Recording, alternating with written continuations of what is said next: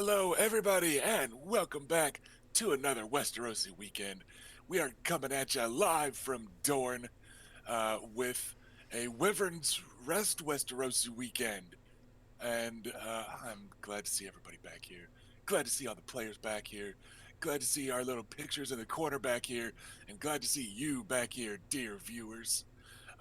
So, we are about to wrap up Adam and Marion's Name Day tourney, which I made the mistake of counting the episodes of last night in another camp, talking about how long some things take compared to how long they take in game.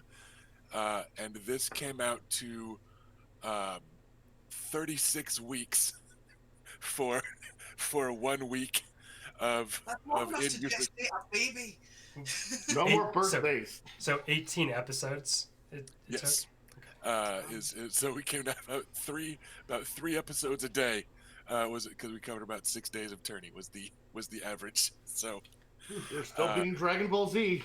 so so that means 12 hours of content per episode, or 12 hours of content per canonical tourney day.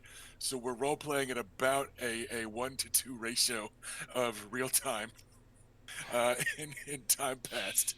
So it's been a lot of stuff happened though. Like we had a lot going on this tourney. We had a lot of destiny points and royal boons getting bandied about. We had a lot of dice rolling these last few episodes. We had our first PvP stuff. We had some romance and some smooching. We had some flirting. We had some fighting. We had some bickering. We had some bridge building. After some bickering, we had a bunch of stuff going on. So it was a heckin' busy week for the Nymerians of Wyvern's Rest. There was a lot going on around here. Um, there was a lot of eating last episode, for instance. I also can't forget the heckin' menu that Ash put together to torture us with. Feast. Heckin' feast. So we are gonna start today's episode kind of with the farewell montage from the end of the tourney. Um, you can assume that there's some sad music, slightly muted, playing in the background, and we're watching pavilion tents get taken down and clothes get packed up into chests for travel, and horses being saddled and all that stuff. And then we're also going to occasionally cut to the young scions of House Nymerian as they are saying farewell to some of their guests as they are leaving. Right, so that's our kind of stage for this bit. Is that in the abstract, all the guests are packing up and leaving. We're going to assume that House Nymerian is being polite to everyone, but we're not going to roleplay out every single goodbye to every single guest of the tourney, um, because we'd be here for another 32 episodes or so if all four players took turns saying farewell to each and every NPC. So um, that's kind of setting our scene. Is that you know they're playing closing time in the background on medieval instruments, and everybody's getting ready to say goodbye.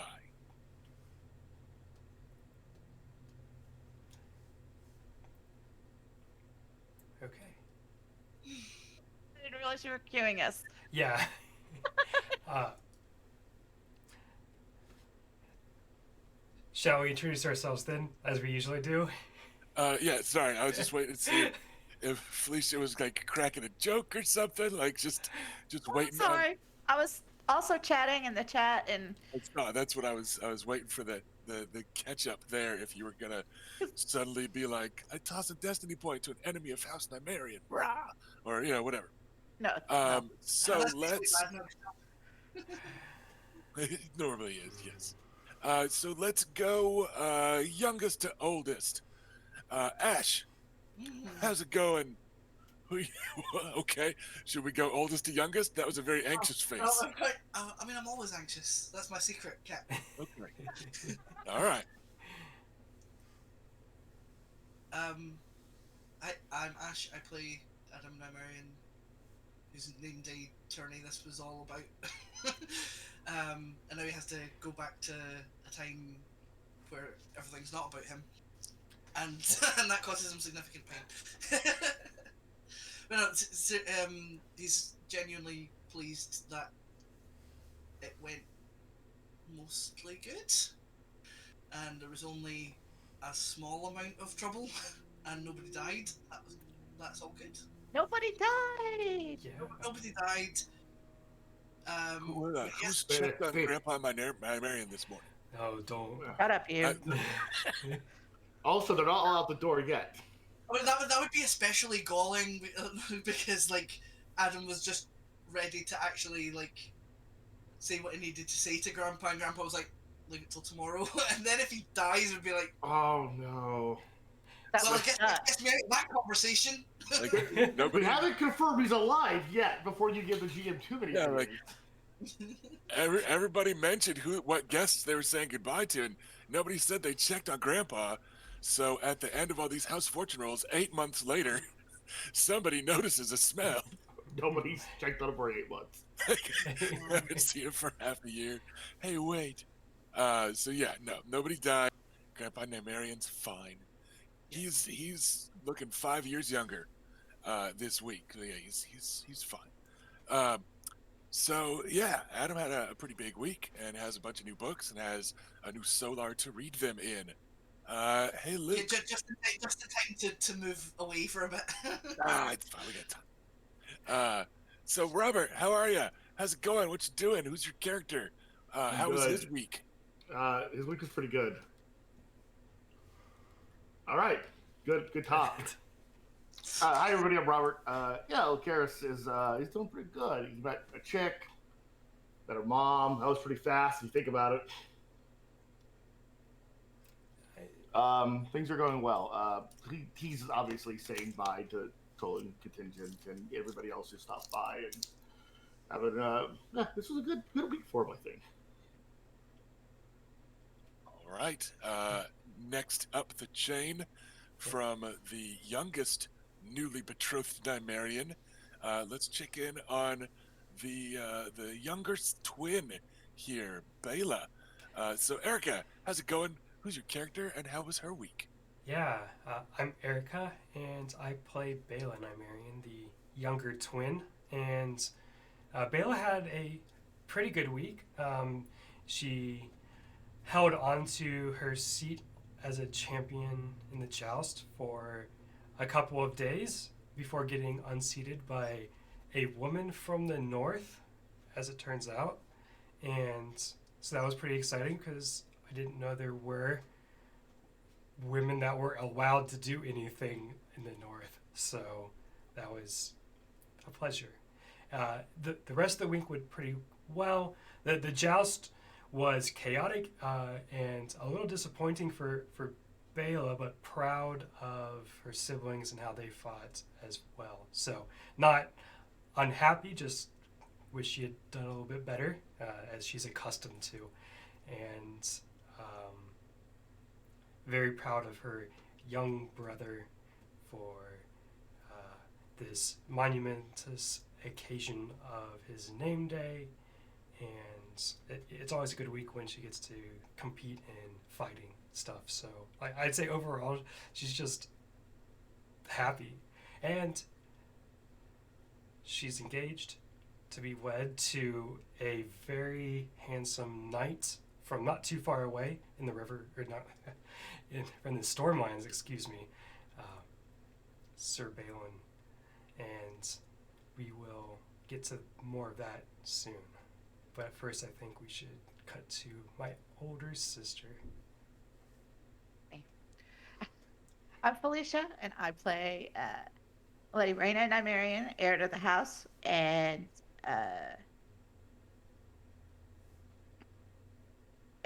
just powder keg. You just never know which way she's gonna jump. But she had a really good week as well. Got stuck mediating a lot of things, or being a cushion between Stannis and the rest of the world several times. which was super fun. Uh, and But other than that, it was a lot. It was actually quite a bit of fun. I did lose in the melee, but I lost to my little brother, so that's fine. uh, she doesn't take losing well, but she got over it really fast because Adam won. So, Well, the team won. I mean, technically you lost to Lord Barrett. no, Adam fucking won. Okay. Okay. Oh, so Ooh. Barrett. is that the version officially in the house we'll be using? Yeah, I'm quite happy to be to be a soothing balm to Rena's wounded pride. Just gonna. Nope. She did not lose to a Stormlander. She lost to a coalition of forces led by her youngest brother. Which is way more Right? acceptable. That's the In a way, that's just another win for us. It is another win, and that's how Another I took coalition win. that's- it. Because otherwise, it could be ugly. Anyway, and her special goodbyes are going to be to the contingent from Highgarden, Lady Olenna, Okay, well, Dolores. we'll I be don't know working if through that Dolores list. is going home with Better go home. Highgarden or if he's going with Renly. Since he is, I don't know, is he sworn to Renly or is he just best friends with Renly? Maybe they're just he buddies. was- They're roommates. They're pals. He's Oh my god, they were squired with Renly, and now they spend a lot of time together. Which, and again, remember that Loras is a third son, so it's not unusual for them to be out and about Right. and looking for service elsewhere. And you could do a whole lot worse than becoming, say, Master of Arms at Storm's End, or something like that. Head of the guard in Storm's End, or yada yada yada. Like that's fine Right. work for a third-born son. Just bros being bros. Bros being bros. It's And very I mean, he wins at lots of things, so I mean, he's got a bright future ahead of him. Anyway, but I had to make a point of giving my best wishes to go back to his eldest brother. Yeah, we're gonna do the farewells momentarily. Okay, It's okay. So you'll be able to catch whoever you guys are after. but anyway, Raina also became betrothed this week to Lord Willis Tyrell of Highgarden, and they have yet to meet, so that'll be fun. Eventually, whenever that happens, They're just pen pals for now. it's fine. Long lot of distance people- relationship. A lot of people do that sort of thing in this setting, so I don't anticipate any issues there, according to what I've been told about him from sources both biased and unbiased. That's it, really. I mean, hey, whatever happened to the rematch of the race between Lord? We're letting that die a peaceful death? Why would No, you say we're not. that? It's okay. I had it planned. It just occurred to me. You'll race back to your respective homes, and then you'll write in and say how long it took. And then you do the honor system. Yeah. Sorry. Anyway, So, right. And now we are ready to kick off the in-character stuff, and Felicia accidentally just spoiled it. But as the squires and the servants and some of the maidens and whatnot are overseeing the day's packing, and as the young scions of House Nymerian make their way down to the courtyard area to kind of receive everyone as they're saying farewells, it's a little bit of a mirror of, Grandfather Makar officially greeting everyone with bread and salt into the courtyard, even if the courtyard's not, even if they're not staying in the castle, they come to the courtyard to say hello, and then they go put up their tents and shit, right? Same thing here. Even if they're outside of the castle with their tent, the lord or the knight themselves will come in to say goodbye, right? So Grandpa Maker is walking around. There's not like two guys weakening and burning him. Yeah, no, he's propped up between your maesters. He looks just fine. He just His head's like nodded this. good morning. has sunglasses on. Yeah, it's fine. He's sleepy. It's fine. Weekend at Lord Bernard's. Oh my god.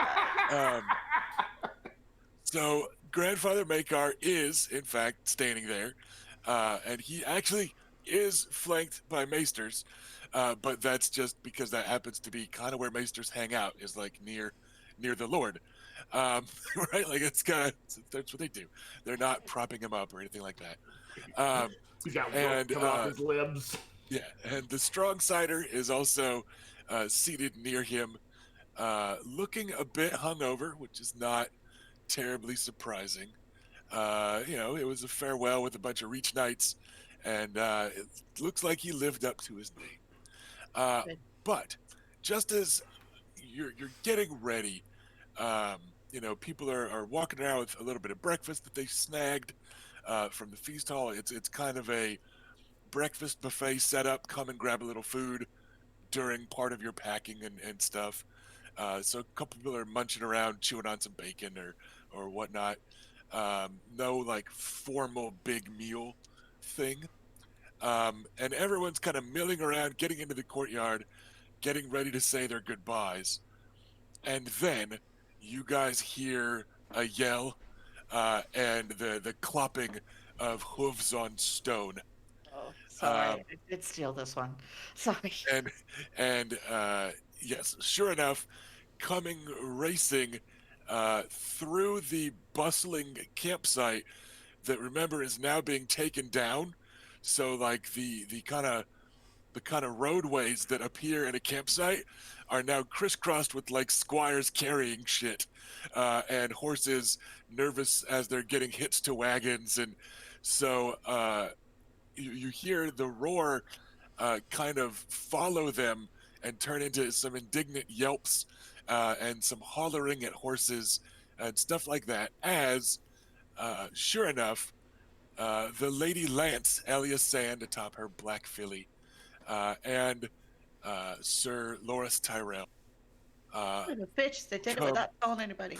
come weaving their way through the campsite on their way towards this courtyard. Towards And us. yes, they are definitely running you guys down. Is what's going on. They're coming straight at you guys, and you might recall that last time they pulled up at the gates. Well, today the gates are open, and neither one of them seems to be pulling up. So they're getting some curses and yelps from servants that are packing, and you definitely see Elia leap one squire that's that's carrying something like a bundle of poles from the pavilion tent, and Elia just ups and overs him instead of swerving around. So there's this little kind of mess of chaos weaving its way. I pictured a through guy the with a area. cabbage cart approaching. Yeah, My cabbages. cabbages! The guys hold a big plate of glass. Yeah, let's go with classic movie stuff. A bus pulls out in front of them that they and Sir Loris kicks his horse sideways and drifts underneath it, like just barely clearing a semi trailer. Standard cinematic stuff, There'll right? be a train at some point. You don't explain any of it. It's just chasing stuff. So yeah, the two of Oh, them. now I've got a new thing to add to the Fast and Furious AU. Right.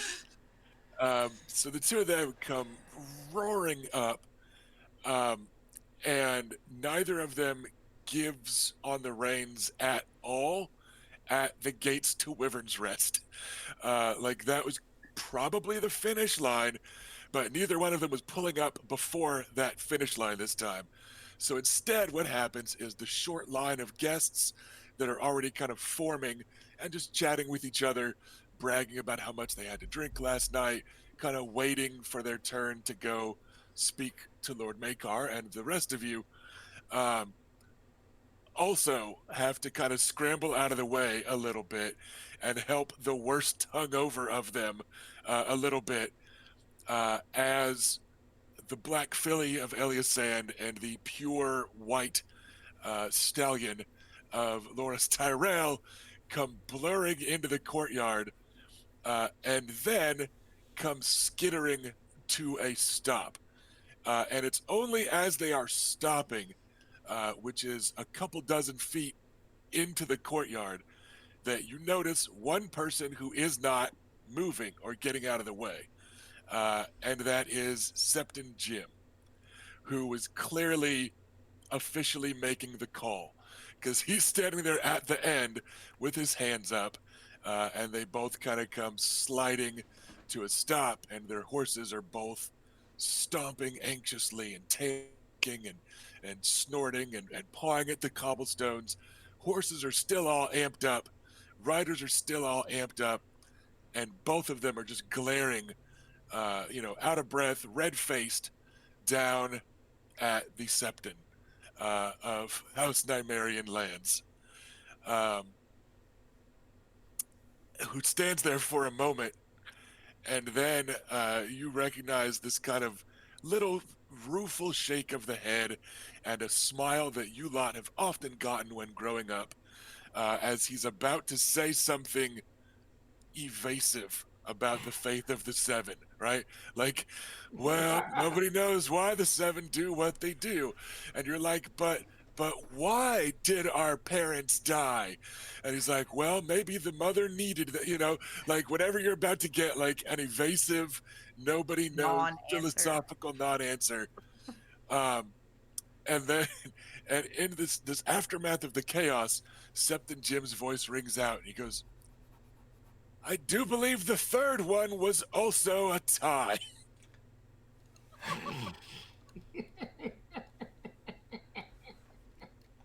Oh my god.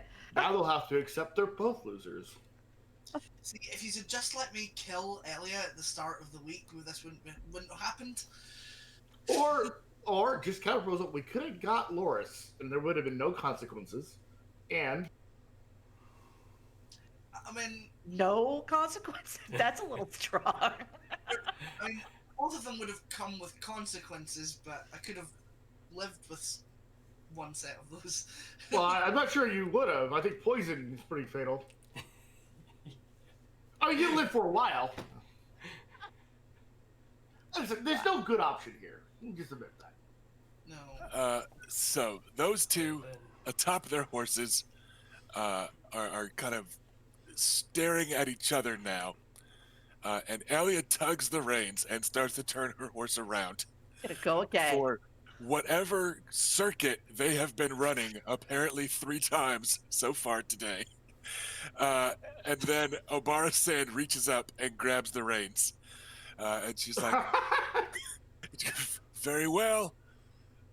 We will call it a tie until the next time the paths of the Sand Snakes and House Tyrell cross, when the decision, I do not doubt, will be settled. And she says it while holding on to Elia's reins, which Elia is like, duh! And does this indignant little huff, like, and you can tell she's about to start in with, I'm Lady Lance, unhand my horse, give me my spear, right? Like, she's like, how dare you infringe upon my cool name by doing this? Cool name. Yeah, it's not quite as cool throwing around a name you gave yourself. It's true. So she's ramping up to maybe huff a little bit. Loris is maybe ramping up for some snide comment about saving your sister the shame of losing, and the final decisive match. And then the Lady Janna approaches the side of Loris's horse and reaches up to gently start like stroking its neck a little. And she goes, yes, very well ridden. And I'm sure that we will all look forward to a final decisive match at some future tourney, far in the future. At WrestleMania 45. Yeah, she's like, We did it! everyone, be cool. Pay-per-view only. And then you hear several of the Reach Maidens, including the little like 14-year-old ones, start in with the, oh, Loris, that was so well ridden. And, oh, her horse is just smaller and lighter. And, perhaps without your armor on, Sir Loris, and stuff like that. That's a good point, actually. And he's not like fully armored up. He's in like a gambeson with like chainmail, Mhm. right? They might just be trying to get him to take his shirt off. It's pretty even odds. Most of them aren't really close blood relations of his. So Loris's ego begins to get ameliorated by the flattery of second cousins and his Wow. aunt. Elia is getting a bit of a talking to from Obara. Sorella, you hear sardonically clap 3 times and probably make things worse with whatever she said under her breath. But then, luckily, the Blue Bard drowns out any ensuing discussion as he talks about the twin thunders riding the black and the white, and how swift they stormed and raged and blah blah blah blah blah, and he starts wailing out a new song about this epic showdown I that feel like not there'll be even the a seven. war over this. So this epic showdown that not even the 7 could decide. Wow. So That was looks- a lot of diplomacy at work there. I'm very proud of them for handling it without us. The 7 were all undecided. The stranger didn't show up to these things, so It's too cool. yeah. Yeah. He's taking out someone So smoking. just chilling like they do. You lot earlier in the week did enough to try and quench those flames. That was the neutral outcome, and the good influence of other NPCs that you lot had all been a good influence on led to the neutral outcome instead of either party leaving offended and feeling cheated by the wastrels of Wyvern's Rest. So that was the outcome of your earlier efforts at diplomacy and neutrality and bridge building and cooling hot tempers. Was that NPCs picked up on that trend, and we ended with the Mass Effect best possible ending version, right? With NPCs helping cool everything down, and both parties leaving feeling like winners instead of either one feeling double crossed. I don't know. If I was Loris, I would not feel like the winner because, as far as reputations go, she gained a lot of respect by writing as well as he did, and I can't say he gained any respect by not being able to beat a bastard girl from Dorne. Which is why Loris has about 8 people talking him up right now. instead of one sister telling him to just shut up and let it go, and Imagine one that's sister in going to give on. character as Bayless sits there, hand on hip, saying that out loud to him. Oh Don't no, say I'm it. not Don't saying that say out it. loud to him. It's like Balak grabs. I don't know. Yeah, Balak grabs like a cone to use as like a horn to speak loudly, and he's like, "Well done. For a 3rd son, you didn't do too bad against a 5th daughter, right?" Yeah. Well, a Tyrell almost did as good as one of the Red Vipers spawns at anything ever, right? Yeah, Bayless just standing there cheering him on while strapping on her armor. I got your back, Bale. We can do this. We gotta fight together, though. So you guys got the relatively tranquil outcome, because you guys did work really hard all week at that, at preserving the peace. You made some extra visits to talk with some certainly influential NPCs. You did what you could to ameliorate bruised egos, etc., etc., etc. So, with that, now we are ready to kick off formal farewells. As that scene is cooling down. So yeah, that was your outcome. I'm just gonna go down. They're not necessarily leaving in this order, but what my plan is to do is kind of each region, and assuming that they're mostly leaving around the same time, and you guys are drifting over to like their campsite area, saying your farewells, whether or not they're lowered is saying farewell to Grandfather Makar, right? So we're still going to kind of do it district by district, but this isn't necessarily chronological order. Does that make sense to everybody? Mm. Yeah. Okay, so the Dornish contingent. Anyone in this group includes, for the record, actually, you know what? We're going to do the Dornish contingent last. We're going to save them for the They have end. the shortest drive home. They'll hang out the longest. Yeah, so let's do the Reach contingent. They're pretty important. So let's go with Reach contingent, preparing to leave. Who wants to speak to members of the Reach contingent and to say what in particular? Let's start with Reyna, because I know that she had some stuff planned for I don't have Reach. stuff. It's just making nicey nice. I do take a moment with Lady Jana and thank her for thank you very much for your intercession with Sir Loris after the race. This last one. And it better be the last one. It's much appreciated. She gives a graceful curtsy and a rather tired-looking smile. She says, "Yes, I'm certain that we will have a conversation or two about it on the way home, whether most of us wish to have the conversation or not." And she kind of rolls her eyes just a little bit towards Loris. Nothing untoward that is disgracing the family, but in an exasperated aunt Loyal. way that is now drawing you into the family. So she's not disrespecting House Oh, Tyrell. you're one of the women of the family now. That's what she's doing. Not to me. So yes, My mental checklist, make nice with the Reach ladies, has a giant check mark next to it. Nephews, am I right? and John Fossaway, her husband, who is also here, who was also just dashing Reach Knight with a neatly cropped beard, etc., etc., is standing at her side, and he gives a little rueful smile, and he's like, "I'm fairly certain several of us will be called into running races after we stop for the night, whatever keeps we are staying in. I'm certain we'll be riding laps for a bit, as he insists on further practice. So it sounds like the Knights of the Reach are going to be kind of busy on the way home."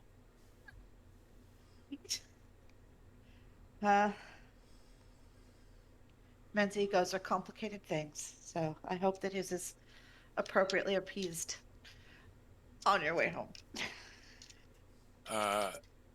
Sir John gives a big grin. He goes, "I like to think men's egos are rather simple." And then his wife, the Lady Jana, lets out a little bit of a giggle. She goes, "If they're not worried about lances, they're worried about lances. And if you can keep them happy about those two things, they're really rather simple creatures." And yeah, you get good-natured chuckle from a couple of the nearby folks. He clearly has the wisdom of an older man He does. who's had up with a lot of young boys in his day, I'd imagine. And Lady Olenna, of course. It was an honor guesting you in our house, and I hope that one day soon you'll be able to make the trek again, or that grandfather will be able to make the trek to Highgarden. It has been a delight seeing you two together. Of course it was an honor to host me. The scent of roses follows me everywhere I go, and gardens bloom from every privy I visit. But no, Wow. I don't think I'll be riding back this way. It's every bit as dry as I am. But I look forward to Makey visiting the Reach sometime. I hear there's supposed to be a wedding soon. Nice of you to stay here instead of having to worry about those details. Clever girl. You'll fit in. Wow. Okay, I'm gonna circle that check mark and put a star next to it. I'm surprised she's still so dry. We happen to know Grandpa's good at diverting streams Stop. and such. No, I don't wanna. I I lost connection for. Oh, it's probably a good thing. Yeah. Robert was Oh, just well- being gross. It's okay. She started it. What was the last thing you heard, Ash? Well, Felicia was was just finishing up talking to Jana, and you were just mentioned that Derek Fossaway was there. So I messed John everything up. Fossaway. Sorry, John Fossaway. Yeah. there you go. No, it's okay. Yes, and then Reyna said farewell to the Queen of Thorns and said, "It was an honor hosting you, and I hope that you'll make a return trip soon, or that we can visit you in Highgarden." And her response was, "Of course it was an honor hosting me. The scent of roses follows me everywhere I go, and gardens bloom from every privy I visit. But no, I won't be making a return trip. I dislike it here. It's dry as I am. But hopefully Makar will visit us soon." And then she congratulated Reyna on staying behind at Wyvern's Rest instead of needing to travel and help with wedding details. And closed it with, "Clever girl, you'll fit in with us," or "Clever girl, you'll fit in just fine." One of those two. So yeah, just more snark from the Queen of Shade. But she ended it with an upbeat note. Yeah. Conversely, Alisane Bulwer continues to kind of travel in her shadow and is impeccably polite to everybody.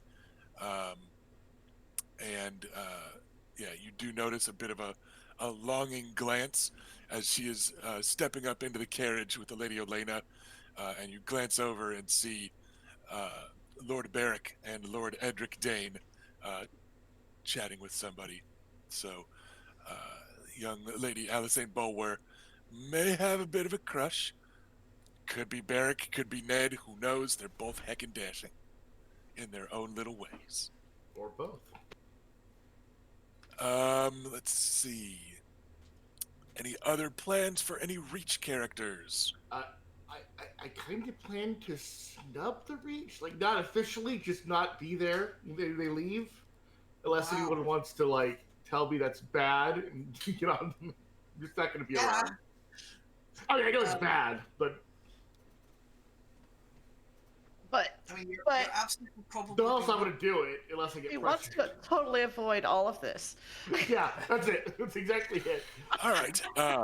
So I mean, there were. I was going to talk to them, but then like Reyna has talked to them already, so I feel like it would be redundant. okay, and again, in the abstract, the assumption is people are all saying some polite farewells. That's why specifically I'm saying that no, I Right. didn't want to In be this around. case, you aren't.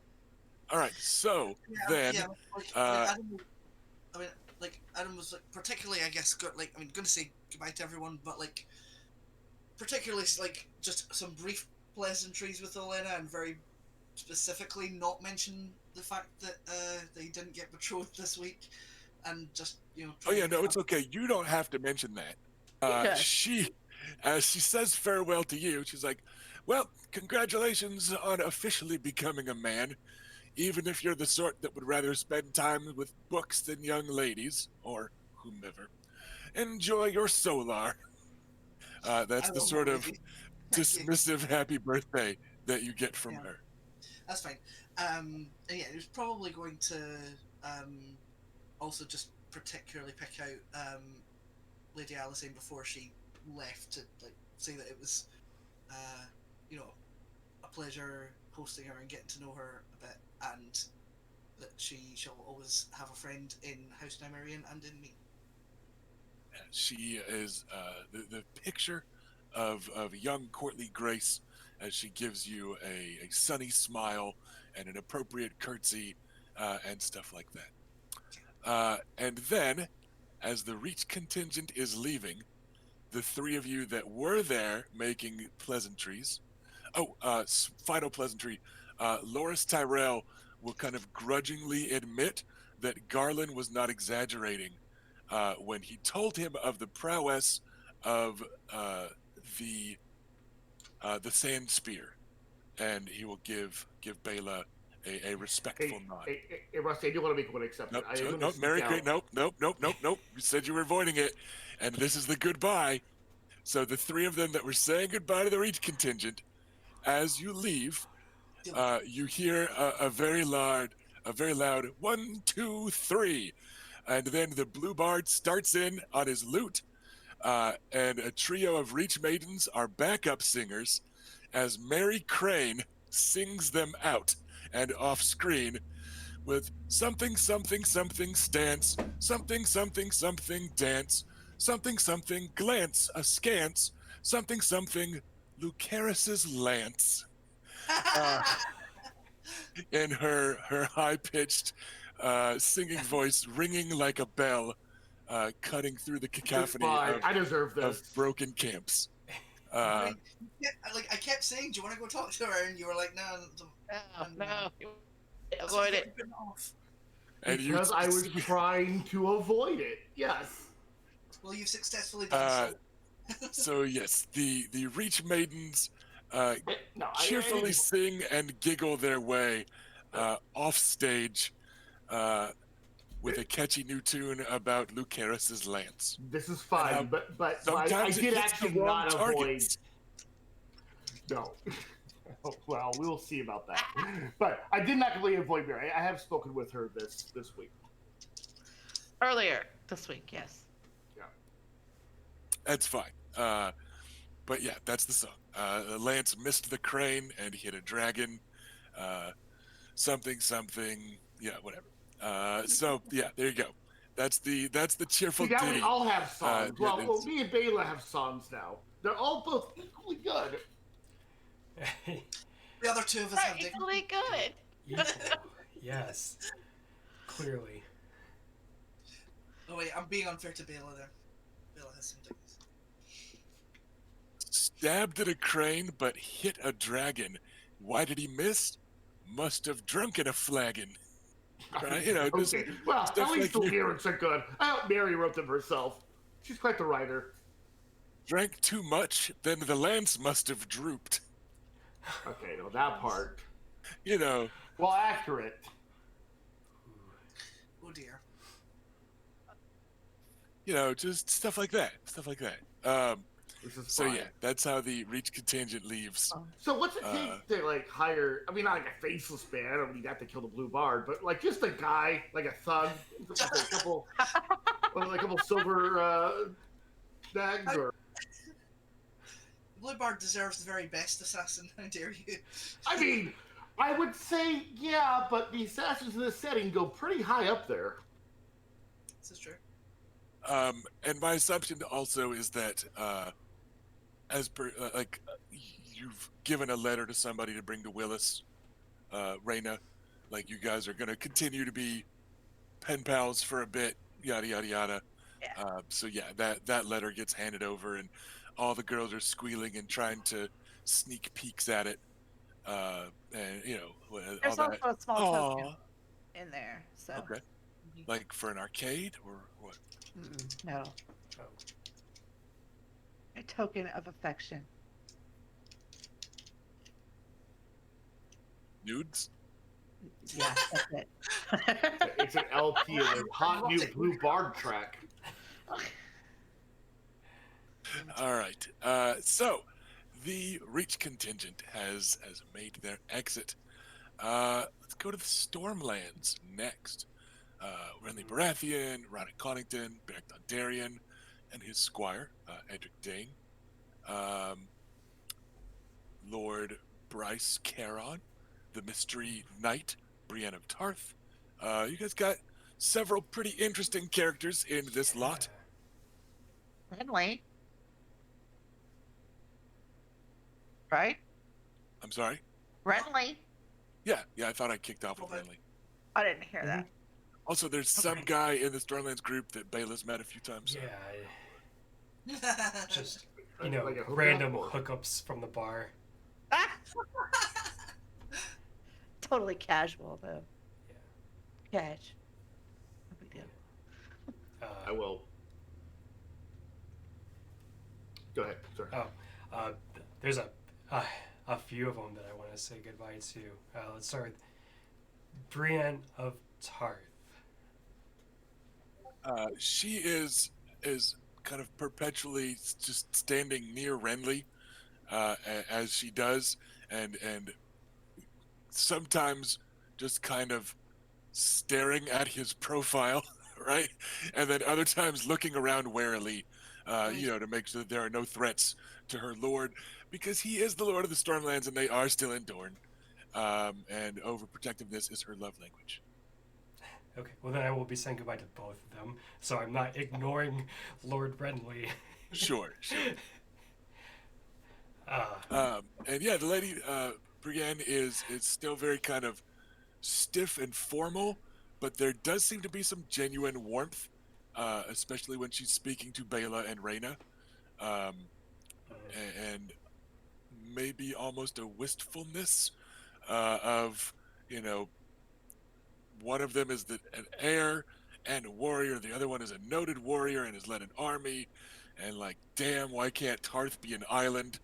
Off of, in the down here in this South. gulf, right? Like, You paused after Island. I was like, wait.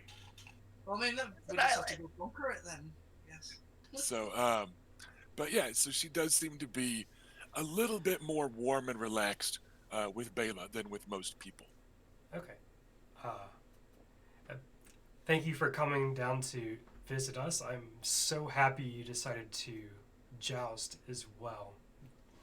It shows that women elsewhere than Dorne can compete as well. She fumbles for a moment and then kind of, I am sorry that I arrived in your home hiding my identity, but that is the tradition where such tourneys are concerned. I thank you again and all the people of Wyvern's Rest for the greeting I received once the helmet came off.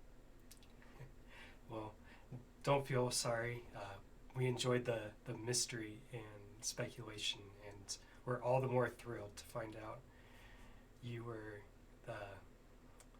the person underneath. So thank you, and if you ever would like to come and visit again, or be part of our tourneys, or come fight with us for any reason, practice or fighting vulture lords or whomever, I would be honored to have you by my side. She blushes. It's like really red against her very pale, kind of blotchy skin. He goes, "You honor me, my lady. I will speak to my father." I understand. Okay. Have a safe journey home. She just nods, like she's gonna make sure that they do, right? Like that's the body language you get there. We totally need to poach her from Renly. Or she can make waves in the north, so either way. It's gonna be real soon when we kill him. Bela's gonna create some like alternate knighthood for women. Since women can't be knights, she's going to start some No, that's a plan. sorority of women fighters. I don't have a name for it, but I'm gonna workshop it. The mother told me to do it. You can't prove otherwise. All right. Who else wants to tackle a Stormlander? I figure we'll kind of cycle through instead of sticking with just Bela. Phrasing. Is that what I said? It didn't even cross my mind. That's funny though. I mean, it's unusual for me to like think of the off-color thing before you. That's fair. Yeah, I want to say that bye to Balin Swan. He's gonna be my brother-in-law soon, so. And I also want to thank Brian for coming down. Just I know she's a little awkward around like men who compliment her, but just let her know she's welcome in any tournament I ever host. Thank you, my lord. I will see what I can do. I give her a little grin. I know she's not comfortable around people, so well, men who compliment her. It We're not makes you gonna push her. anxious. Yeah. Yeah. Yeah. And like Luke doesn't really fully get it, but someone who knows her backstory in the books, yeah, I get it. But either way, not pushing her, just a good word. Reyna, any Stormlanders you want to talk to? Well, yeah, I mean, oh yeah, Oh, I definitely want to say goodbye to Barrick. And And we don't need to necessarily role play it out word for word. But what is your disposition towards Barrick after the loss and the betrothal announcement and stuff like that? Like,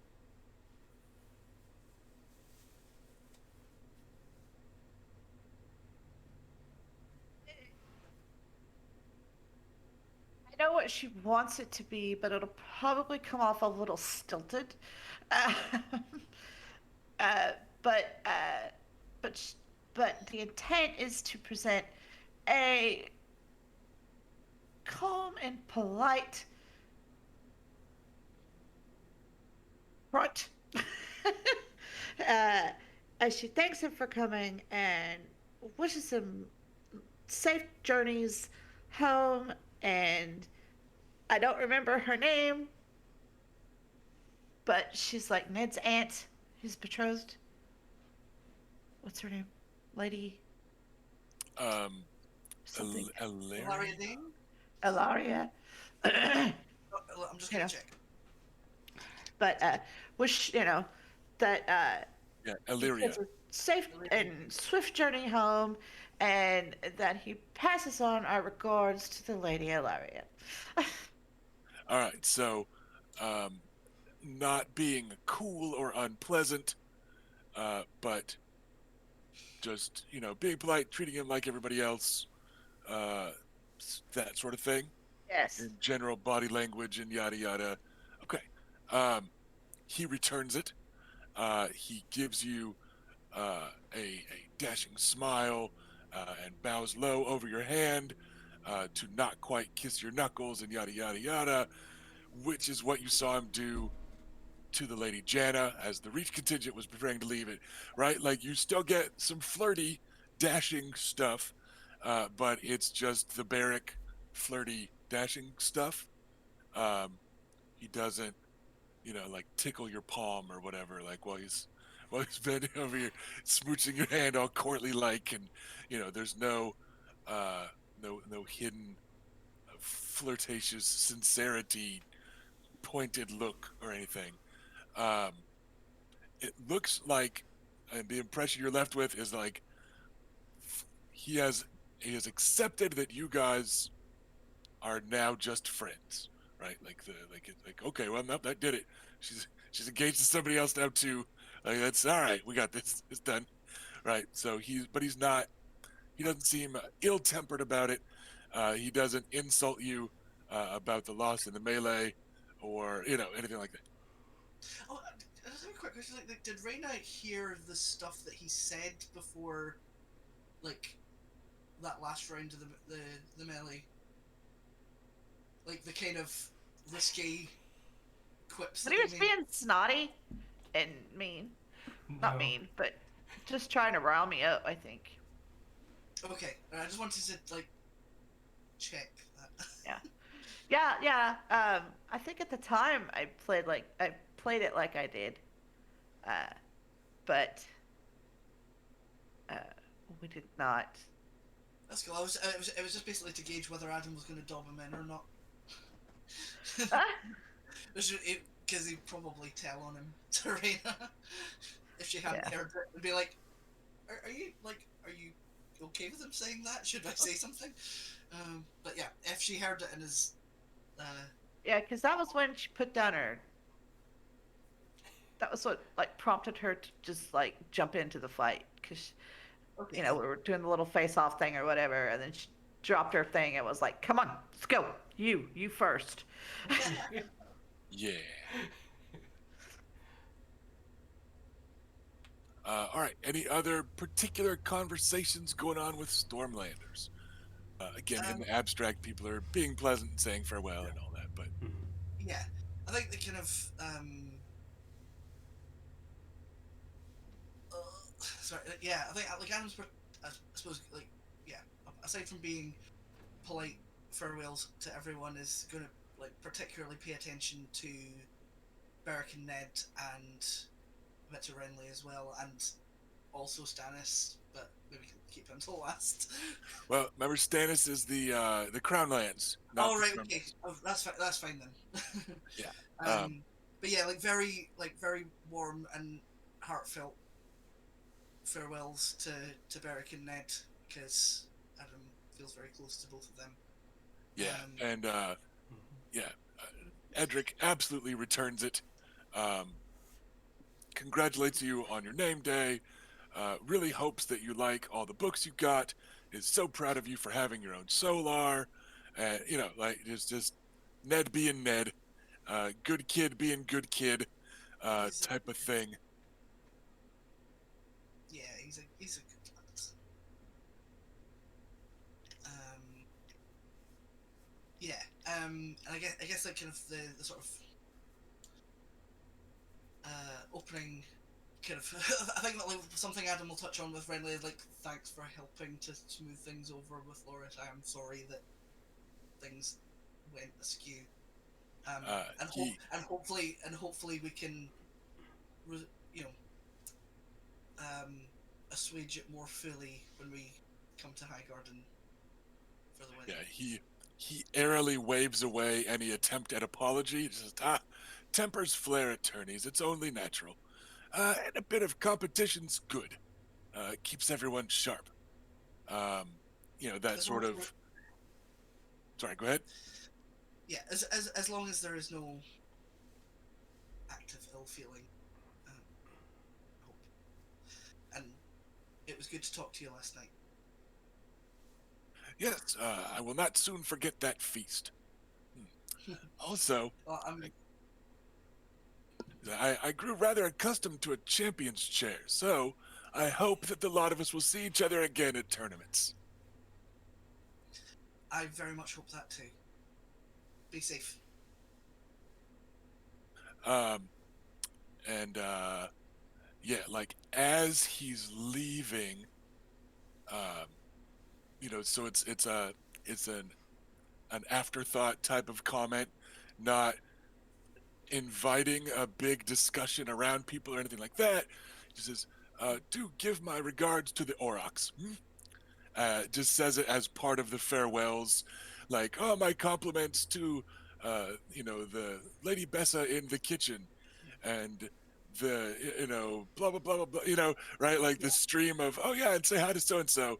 yeah. He does specifically ask for you to say hello to the Aurochs, with a bit of a pointed look. Um, you know, I will. I will be sure to pass that on, my lord. so you are definitely left with the impression most of the people that he casually mentions to compliment um, is like the armorer that works for House Nymerian. You're like super good artisan guy, Oh yeah, Master all Toll. right. So he's like, you know, thank Master Toll again for the work he did on that axe of mine, right? Or you know, mentions little stuff, and they're all like lowborn, right? And Lady Bessa, you get everyone has the impression that like every knight and lord here like flirted a bit with the Lady Bessa because she started it, right? But you still a noble lord shouldn't go dally in the kitchens to say farewell, right? Yeah. So most of them are like lowborn people that he would rather not talk to as Lord of the Stormlands. It would be inappropriate. Oris is the only knight, right, that he makes that sort of. But you're left with the impression then that Renly had the good sense not to like go have a talk with Oris when they were both drunk on the last night of the tourney, right? And the two of them stumbling around the tourney grounds being mistaken for each other or, you know, some shit. It looks like he was still avoiding him, but he does want, you know, somebody to just mention, right? So that's the vibe that you're left with. Sure. Uh, Mhm.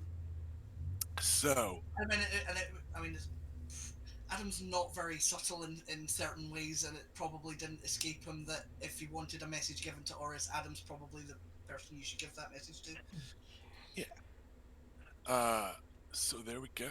Any other particular Stormlandish conversations? I guess, is Iris leaving with Lord Bryce? She is. Okay.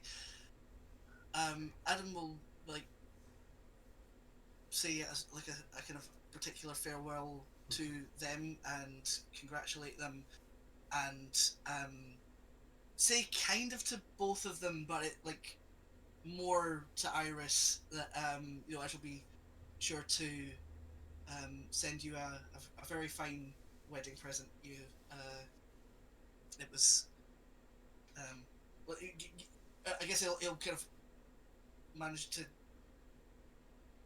imply there that like even though you like didn't make your choice, you know, I appreciate that you didn't make the choice I didn't want you to. Right. So Uh, that kind of thing. They have not formally announced a betrothal.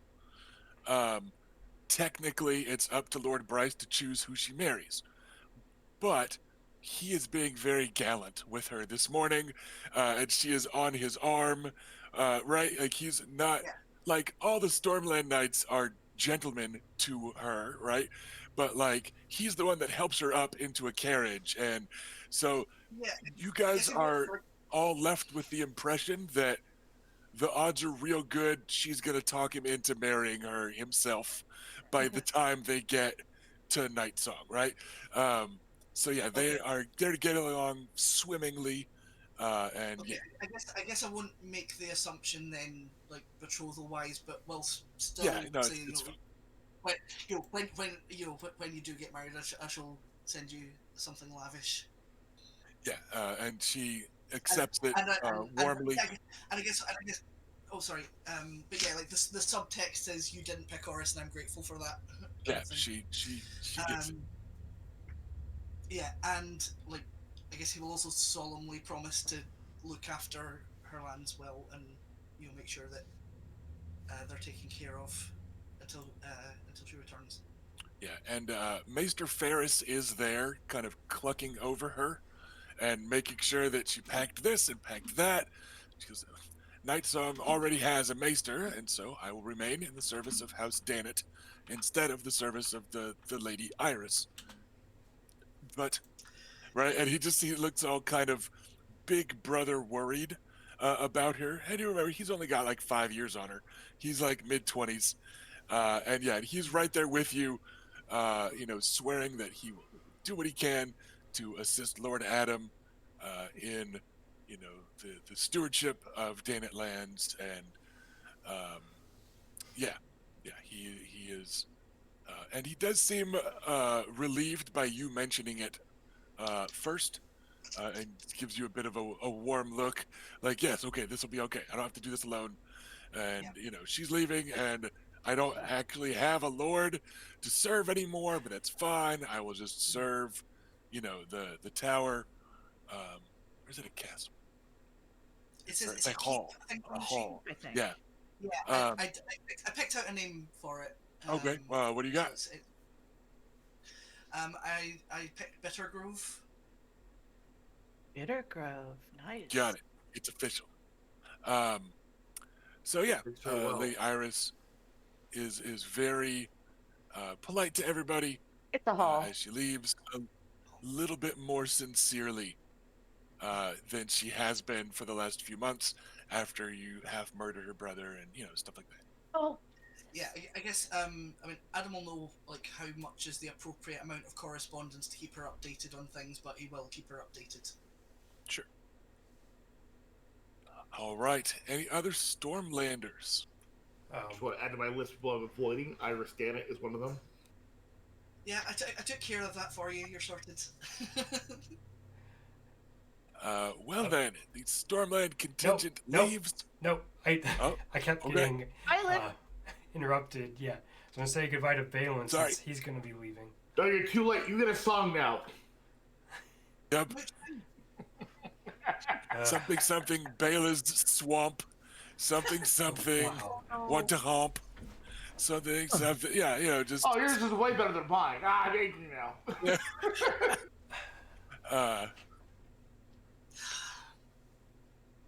So yeah, Balin is pointedly lingering a bit, even as the rest of the Stormlanders are leaving. And you notice that Red Ronnet Connington is staying behind a little to kind of be the gap from Balin to the rest of the contingent. So the redhead is milling around a little impatiently, waiting on Sir Balin, his friend. But nobody's really giving Balin shit for like leaving last and spending time with Bela. Probably because they're scared of Balin and Bela. Yeah, now we're gonna be together, and everyone will give us a wide berth. Yeah, already. But kids are just gonna pop out like 4th level fighters. With a spear in their hands. Oh, Ooh, ready that's for a after painful. they're born, preferably, please. Yeah, nope. Difficult pregnancies each time, but it's worth it for all those Valyrian spears. Well, Little Billy was the easiest. if He came out they with come only a with shield. Valyrian They'll spears, have like maybe. they'll have like baby rattles shaped like morning stars, little small ones. Oh my god. Yeah. Well, I know what I'm giving them as a present. Yeah, I'm just gonna say like goodbye and wish him well on his trip, and say I'll be traveling before long to go up to visit and such, so we can finish preparations for the wedding and meet his family and everything, that kind of stuff. Yeah, and he of course is looking forward to it. Can't wait for Father to meet you, and to show you how Swan, though our lands are very different, I think you'll find there's beauty to be found there. Though certainly less than we have seen here in Wyvern's Rest, or I have seen elsewhere. And like, get the feeling he practiced that line a little Aw. bit. Like maybe Barrick was like coaching him, or Barrick might be standing behind you right now. Like, please mention that, but like he's putting in an effort to be a bit more courtly than he has in the past. Oh, Oh, I imagine Stonehelm's rugged, just like him. yeah. I'll return that line as something I heard Adam say. Adam whispered Yeah. from a bush like the Bergerac. Now I'm just imagining Stonehouse full of like these rugged American cowboy characters. Man, It's a rough land, but we make it do. it's honest work. So yeah, and he exchanges a few more details of yeah, we leave in 3 weeks time, and you'll get here just in time for and remember he's got an elder brother, and I'm not certain has ever been named, but it's their anniversary or something, is like some excuse He has. to set a date for you to visit. His brother is Donald. Oh yeah, there you go. So it's Donald. Sir Donald Swan.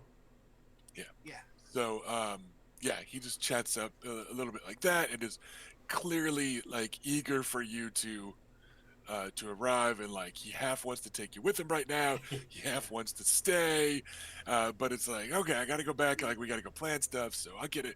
I'll see you soon, right? It's that sort of farewell at the Greyhound station or the airport type of thing.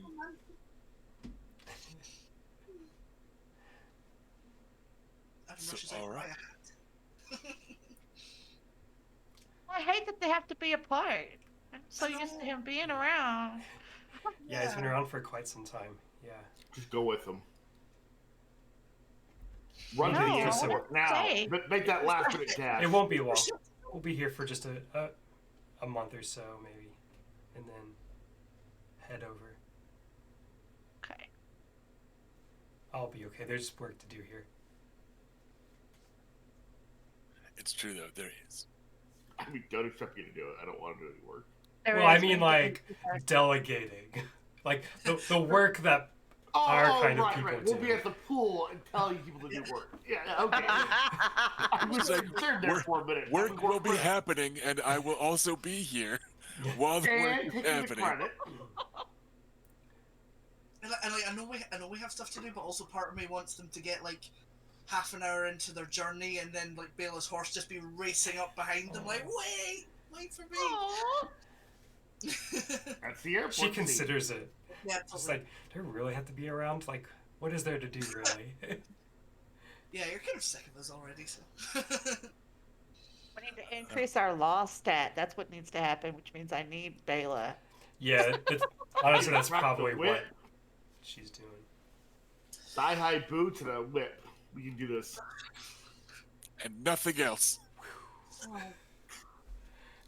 It's hot in Dorne. We don't want you to dehydrate. I don't know if that would go to the wall stat or some other. Well, I'm willing to wear Yeah, some no, wait, yellow. that's You think the it will low help? stat. My bad. That's the low stat. I read. Yeah. Whole different axis. All right. Easy to so, mix up in your handwriting. You know. so that wraps up the Stormlanders then. Yes, it does. It does. Don't come back. Stormlanders. Hey, Bela, we totally want you back. You know, we have to have like some like retainer who is just like super like prejudiced against them, who's like shaking his fist as they leave. And we keep them back. Wait, well, there is an anti-Stormlander sentiment, but we've been stomping on that everywhere we Yes. could find it. Yes. Because we're trying to build alliances with the Stormlands, which is I what thought we we've only done. have like one old relative, and not like a whole bunch of them we have to deal with. Just one race is Like, fine. Oh, that's it, Ethel. Oh, Grandpa Makar. You know, I have Oh. like 3 uncles sitting around the table with like "Make Dorne Great Again." Yeah, let me tell you about. Oh God, he's drunk. Oh, no. In my day, we. All the Oh, no, I wouldn't Baratheons even are ask. perverts. That Renly's a buggerer. You know, That's what they would Oh say. no. I mean, you say it like it's a bad thing, Uncle. That's Right? probably why that boy tied to that bastard girl. Let me tell you about bastards. Oh God, he's even going in on Yeah. our own. and they just start in. My king is still Aerys Targaryen. The story. He did real nothing soon. wrong. Baratheon's actually dead. That's a body double. He gestures They at Orc. won't say Aaron Oh. wrong. That's fake news. Yeah, they never should have executed him. It was a fake impeachment. Right, yeah, just all that good stuff. You guys missed out on that. You know, because your parents and uncles are all dead. Yeah, the Aerys actually just. That was the alternative. So thank God. Thing Aerys I'm is not like, getting no vaccine. Oh God, Uncle Luke, please, you gotta get it. The mace just say it's good. I'll write it. I'm not wearing a helmet. Makers can't make me. All right. I This has can been, douse without a shield. The mace just can't make me wear one. this has been fun putting nightmares into this game that aren't already Yeah. in it. I want to leave now. Can I leave now? All right. Oh, I know I did a lot of it, but can I leave? I think you better hat. And then the final farewell, aside from Balin and Bela, is as Red Ronnet Connington is waiting and kind of comically being impatient for Balin to hurry up. Philea, your handmaiden, that alternately assists Bela and Reyna with their fancy dresses and stuff, runs up and gives Red Ronnet Connington one last little smooch before sauntering away. And it doesn't look like a heartfelt "I'm gonna miss you." It's more of a like "thanks for last night" type of, right? It's that sort of Dornish sway of the hips as she's leaving. Neither of them are like heartbroken. It's a like, that was fun. I'll have to see if next time they go to a tourney somewhere, maybe I could come along with Bela and Reyna and ride your horse, and you know, like they're saucy, not sweet. But yeah, the Philea, your handmaiden, not little, Dornish heat and all. like Yeah. she's like 17, 18, you know. So all right, and then with that, the Stormlanders are away. Next up, should go comparatively quickly. We have the Crownlanders. Lord Stannis is, uh, very stiffly in line, like waiting to go like first to say farewell by rank, type of thing, while his men are hanging out being hung over. Godry Faring and Justin Massey both look like, I mean, if they were real, walkers from beyond the wall in the north. Those two are both just shuffling around, looking dead. Who knows who they tried to outdrink last night uh, before the night was over. Um, but you know that they were starting on some drinking stuff well before the night was over. So those two are shuffling around, looking miserable, and Stannis is standing there looking kind of puritanically smug as they wince and are green around the gills. Just formal goodbyes, and I'll have conversation. Yeah, I think I might be the only one who's actually got like more than to say to him. Well, it was an honor hosting you, Lord Stannis, and I look forward to seeing you again in the future. So lying, are we? No, They are making an exception roll. no. Nobody looks for. Wow, we can finally break the intrigue rolls. He is. Interesting when he chose to speak to me. Yeah, he doesn't often have stuff to say. He goes, indeed, thank you for your courtesy and generosity as hosts. Wyvern Crest was as I had expected it to be, and the tournament seems to have gone rather smoothly.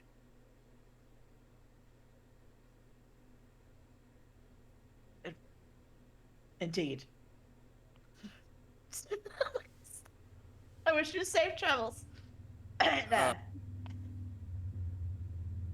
but And is not sailing back with Orain Waters on the ship that they arrived in.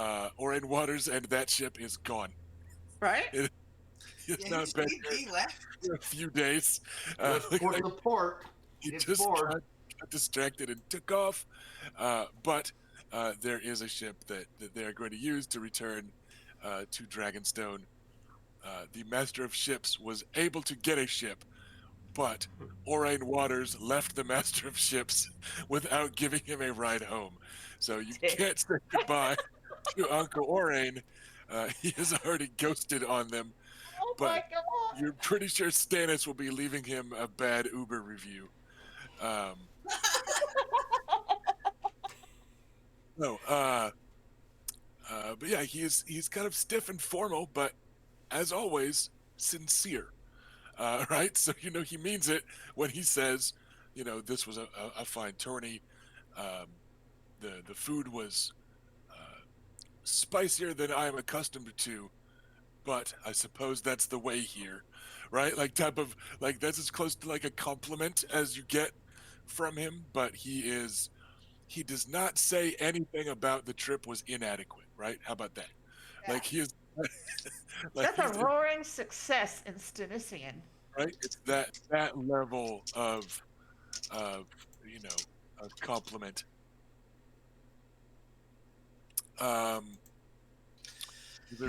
What about Adam? Something in particular you Yeah, wanted to? so yeah, basically because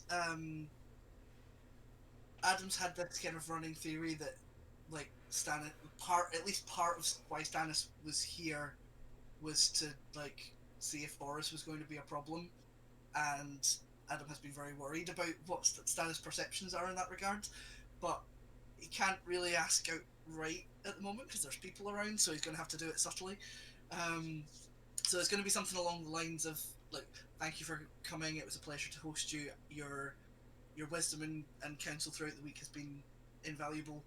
I hope that that everything here was to your satisfaction."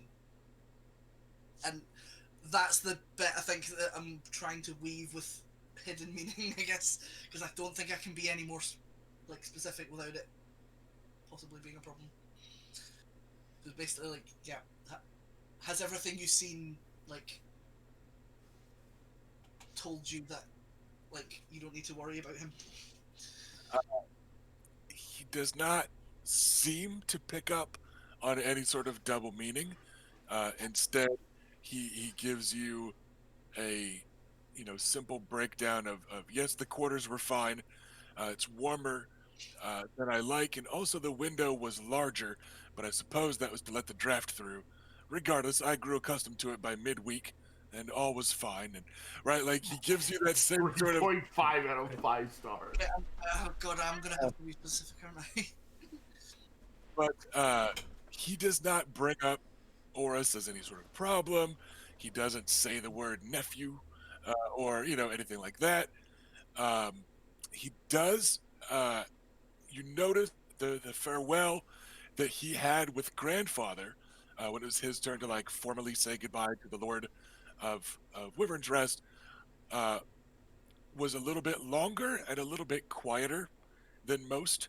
Like you get the feeling that they were recounting a discussion or planning further correspondences, right? And it was not just a farewell and then Stannis walking off like Sure, you sure. might expect. Um, so yeah, a little bit of that.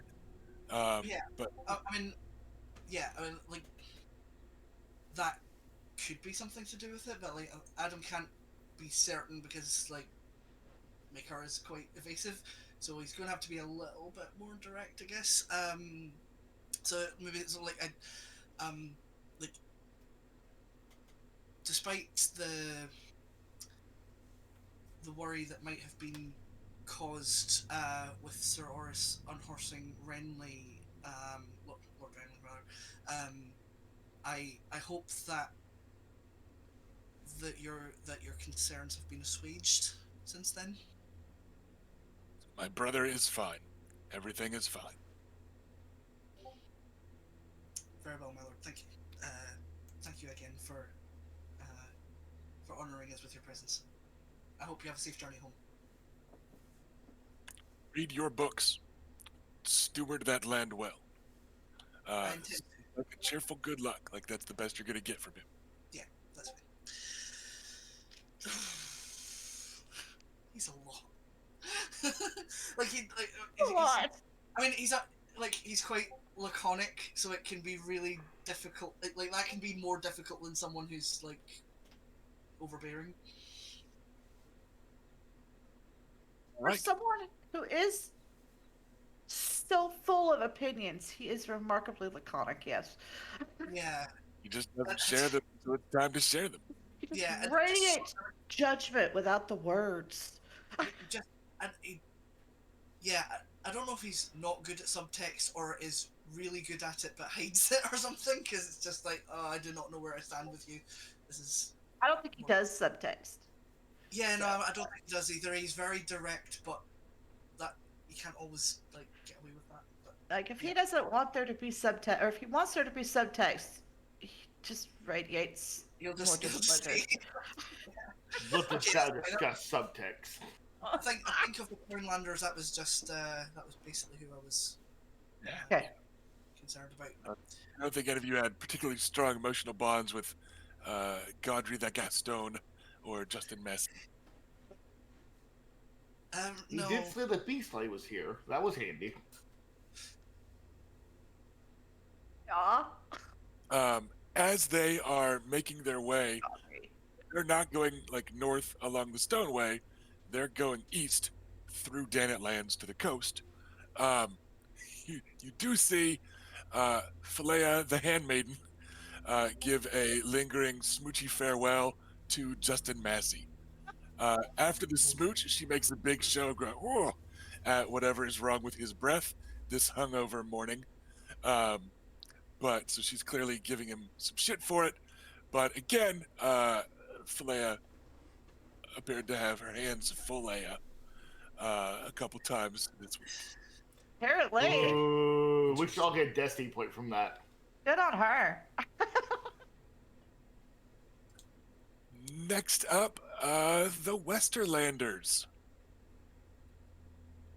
We have Robert and Flement Brax, and then Merlin Crakehall and his big brother, Lyle Crakehall, the Strongboard. I feel like this is going to go quick. Yeah, just good Don't natured, let the friendly gate hit you on the goodbyes. way out. I'm so glad they chose to come because I am so glad we got to have the Strongboard. He was fun. He's looking a little green around the gills also, and he will conversationally mention that it was a mixture of Dornish wine and those damned peppers of yours, right? Like he's just not looking great the next morning, but doesn't seem to be. He's not mad about it, right? He's like, it's my fault. I won the thing. So he'll mention to like all of you, tell that Aurochs of yours, I'll beat him again next time. Right? You're getting that sort of thing from him, where he won at terrible cost. But he's definitely like everybody that knows Oris, he's asking you to like remind him of it.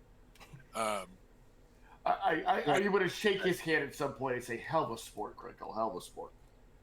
That sort of good. Like, seven be with you. And he's he's a pretty rough-hewn guy, but and again, I think this is consistent with the books. Like he's not a bad dude.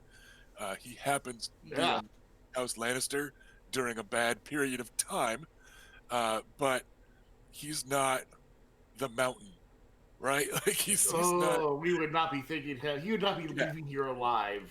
Right. So there's that. Hey, if this is what good nature bros are, then yeah, we can use some more good nature bros. I'm fine with this kind of good natured bro attitude. Yeah, I think like Adam's only kind of unique comment would be to tell the Strongboard that watching him compete was never dull. Right? I do want to impress on him that I didn't find the peppers that hot. He'll give a laugh and slap you on the back. And, well, Ow. some of us are born with different strengths. You need peppers. Crakehall. And he'll give this kind of innocent shrug and then nod his huge shaggy head, where you can see his younger brother Merlin Crakehall smooching Philea farewell. Oh my god! Travel well, my friend. Travel well. Well, I had quite the week. Did. I mean, she had all week. It was full of single fights. I mean, like, True. get your to stuff. be honest, like Adam should be taking notes. To be honest. Moving on to the Vale of Aaron. Adam's notes. Be more thirsty? Question mark. There's no upper limit. It's like It's like morphine. eating no cold. critical There's a feeling. finite amount of cold you can have, but there's no upper limit to heat. He's just learning. Give him time. Oh, heading to the Vale. Characters of note: Miranda Royce and her brother Albar. And her I don't want another song. I would definitely greet Miranda and thank her for showing up and beat her pal. You don't want another song. She gives a curtsy that again involves a little more leaning forward than it's supposed to. She seems to be in the haha, this is what you're missing. Go have fun with your flat bitch, right? That kind of, but like not spiteful, just kind of good cheer about like, oh well, you make it go. That sort of thing. Sir Albar is hovering kind of protectively, so you're not being left alone with her. Hey, keep your eyes in your head, pal. But that's not unusual for him.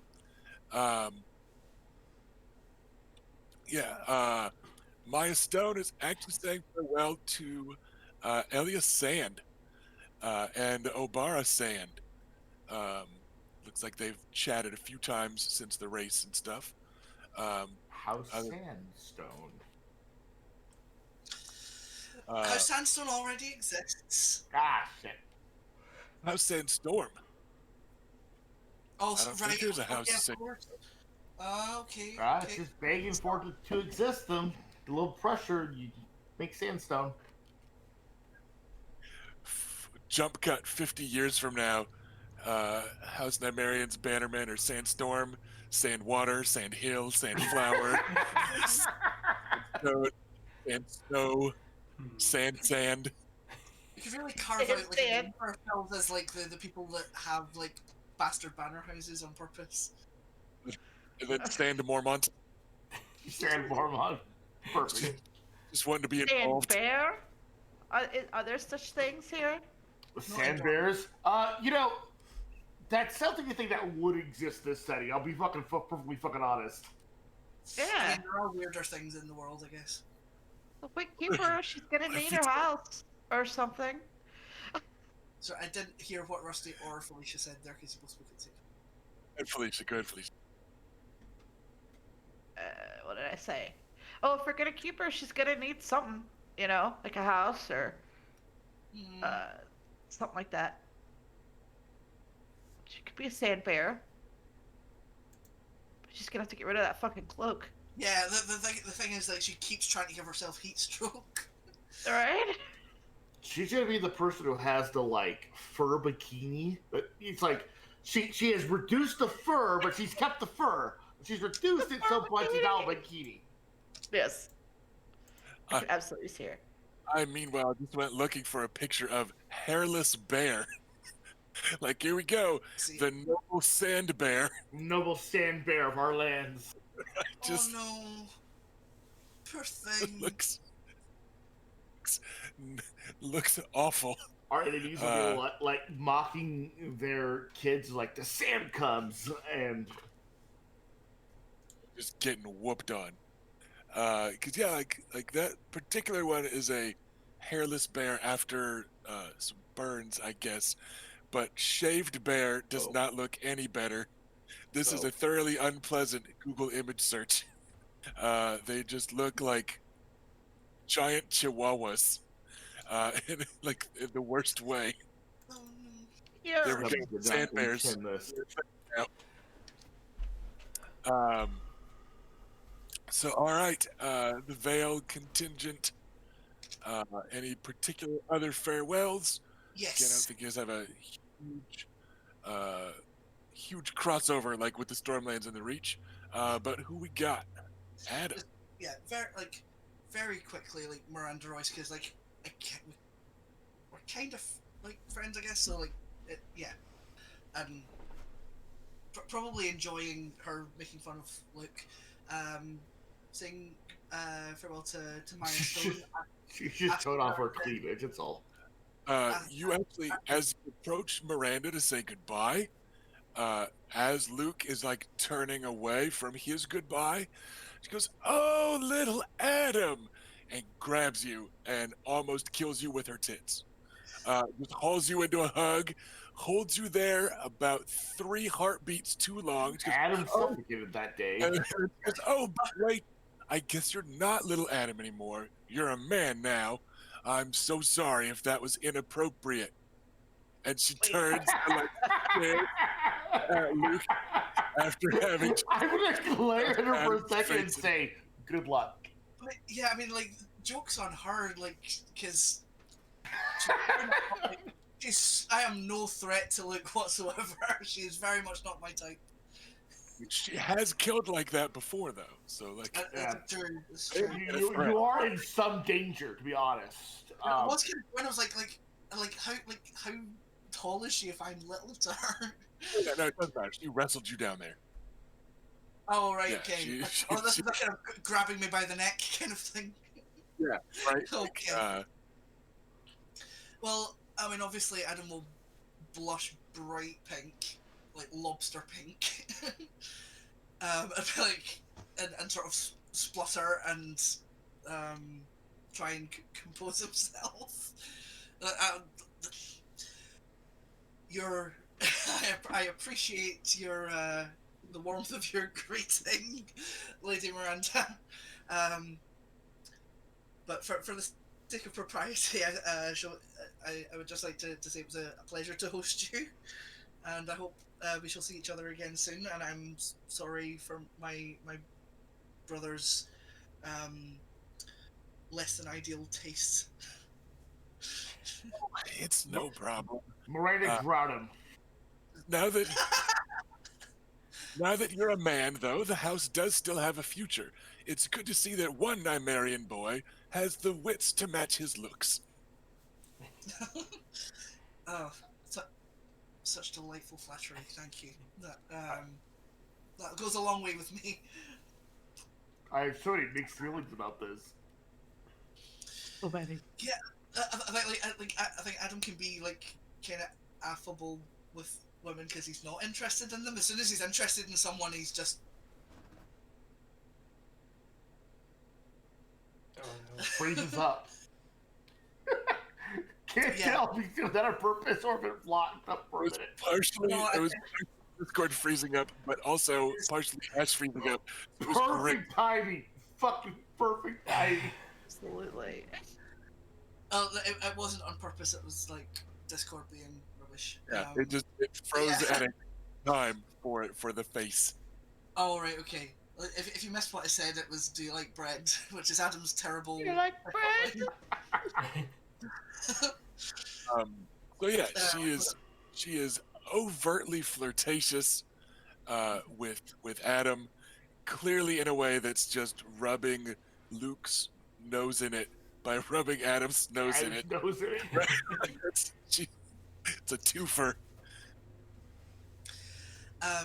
Yeah. Do please do give my regards to Sir Brendan when you see him. She nods. Oh, of course. I'll tell him all about our trip. That would be good. Like, he thinks about like adding another regards, but getting.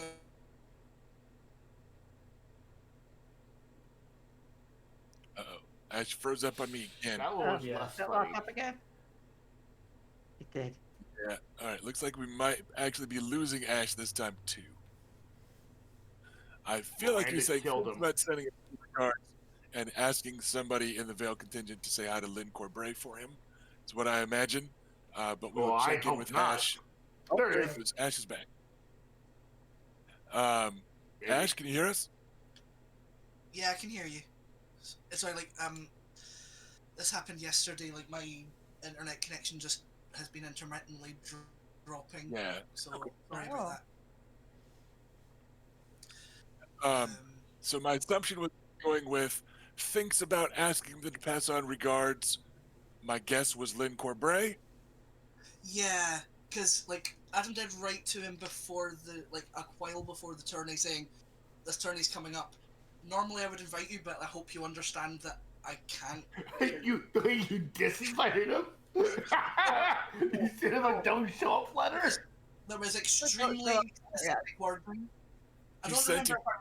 I don't remember if I ever read it on stream or anything. I did write an actual letter though, and it was basically like, ordinarily, I would enthusiastically invite you because you did our house like very proud last time, but like I couldn't, like even with my best efforts, I couldn't guarantee that people wouldn't try to start shit. So I'm not going to officially disinvite you. I'm just going to say it might be an idea to stay away. I'm sorry.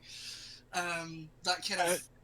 Passed the cute boy in middle school a note that said, "I like you. Do you like me? P.S. Don't come to my birthday Don't come to party." my birthday party. Like that. Like, what did you want me to do? Would you rather Yeah. that I had invited him and he turned up and gotten poisoned or stabbed someone? Oh, no. The criticism here is not there was a better option. It was just like, good luck with that. No, but yeah, it was very much a like. A nice letter. It was. I read it. Yeah, I definitely showed it to you. I don't remember if I read it on stream or not. I don't think I did. I don't recall it being on, but that's amusing. But I think like if Adam like what goes through Adam's head is like, if I ask her to do that, she's going to make a thing out of it, and Yeah, it, it's showing a hand, so to speak. You know. She shot more than that at the moment, though, so that helps. um. Yeah, but anyway, Adam never got a reply to that, so he's now going like, "Did I fuck that up?" Well, for like 6 Yeah. days, right? Corbray left you unread. Yes. No, it was like he wrote like over a month in advance, but for like, Oh, okay. because he wasn't going to write like at the last minute or anything. It went out at the same time as like the invites did, so like yeah, he got left on red, and he's now like, "Fuck." The nations are like, yeah, your rating still says red. Yeah, like shit, have I insulted him? The Raven comes back with just red, honestly. Yeah, getting back at Raven. I received your letter, and that's it. Just no, yeah. Yeah, But no, you just never got a response. yeah, no, I know. So yeah, Adam's a bit in his head about that. Of like, shit, did I insult him? Yeah. So thinks about um, asking Miranda to pass on his regards, but then thinks better of it.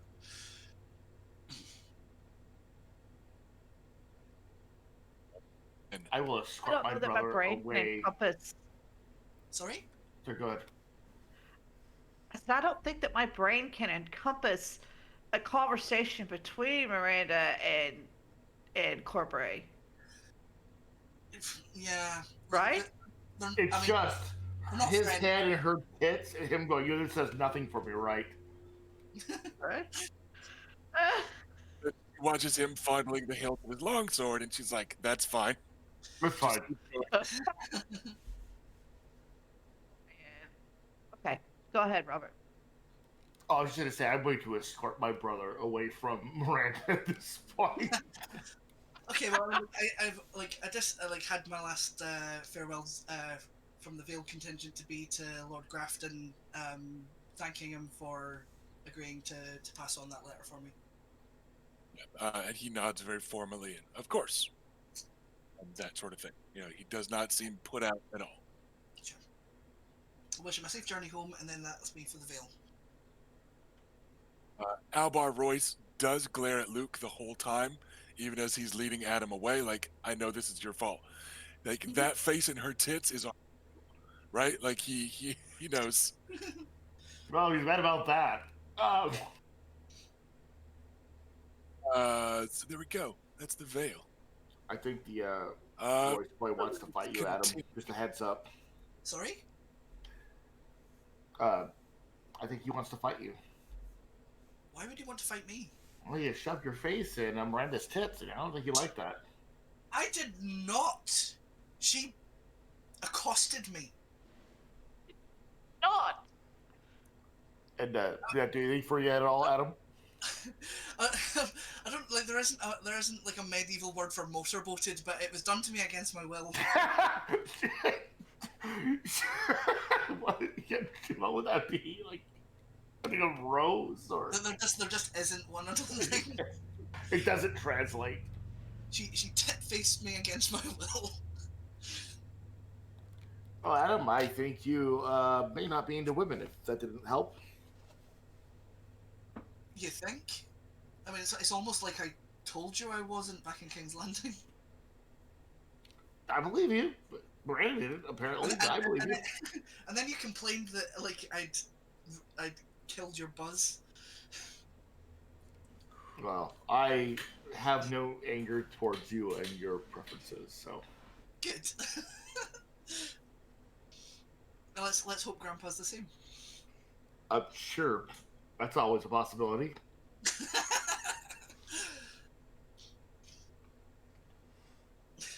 Moving on to the Riverlands, who you may recall passed out an invitation to a wedding.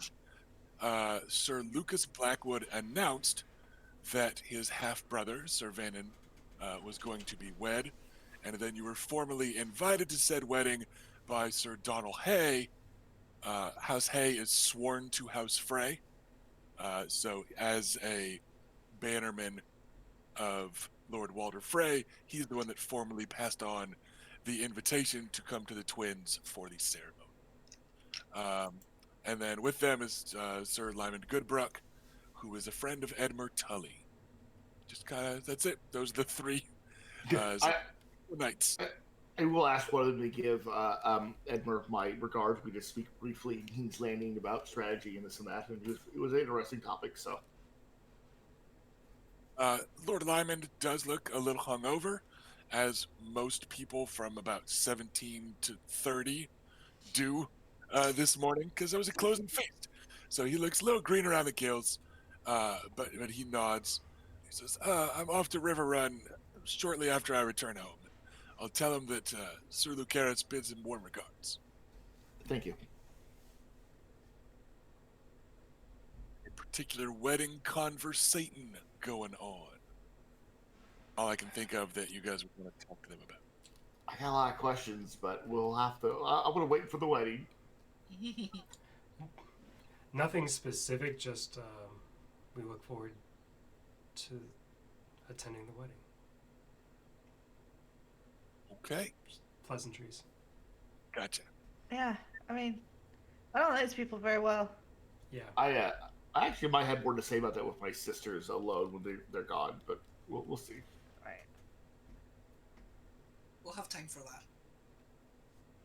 All right, and then last but not least, your Dornish guests begin to leave. And as many of them are doing so, you also see that Sir Oris Waters is loading up a wagon with Woolly Will sitting in the driver's seat. And Oris's riding horse is saddled and ready, and his war horse is hitched to the rear of the wagon. So those two are also leaving, along with Elia Obara and Sorella Sand, Vilena Toland and her mother, and assorted other Dornish folk. Oh, this is bad. This is very bad. Adam starts to panic. I have a bit to say to all of them. I need to wait for 1 second though, so I'll be right back. So I'll just go up and say it's been great having you here for this whole week. I feel like it's been too long since we've all gotten to enjoy each other's company. And this is to whom? Oh, the Sand Snakes, pretty much. And yeah, Elia looks like she's still a little sullen, like she's glaring off at the dust in the distance, the dust that might be the Reach contingent on their way to Highgarden. That could be them, and if so, I hate them, right? Like she's doing that sullen, girlish pout, while Obara's doing most of the work, and Sorella is idly eating an apple, because you hear her go like, Obara's just better at carrying things than I am. And she's just, playing up her comparatively small size. But Sorella nods and she goes, yes, we'll have to have you all,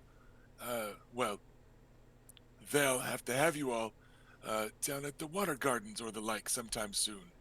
And we'll see if some recent weddings give us excuses to visit. That would be lovely.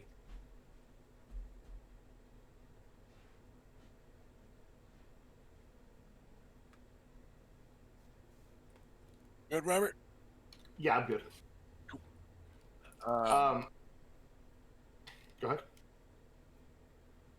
So that's, like I said, the trio of sand snakes.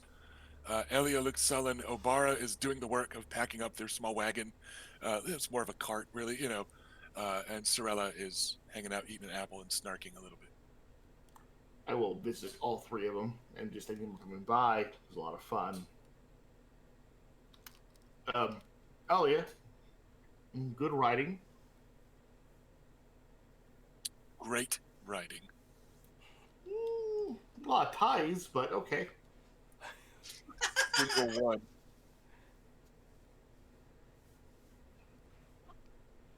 It's been a while since I've seen you all, and I do appreciate you coming by. I hope you'll come by to Ghost Hill when things are being finalized. Probably. She seems a little off-put by the insistence on good riding instead of great. Good.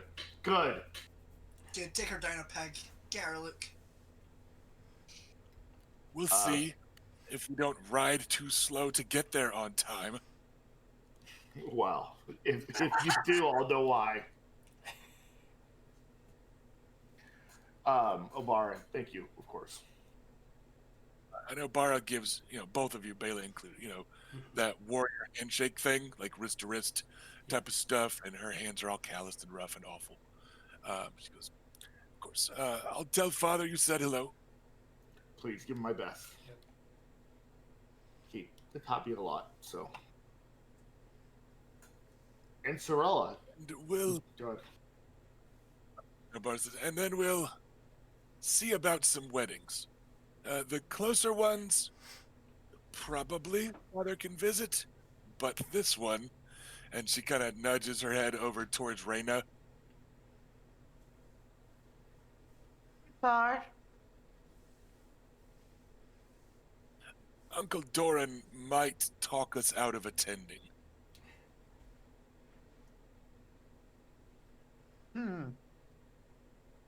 That's disappointing. I was rather hoping to have the memory of you guys wreaking havoc through Highgarden at my wedding.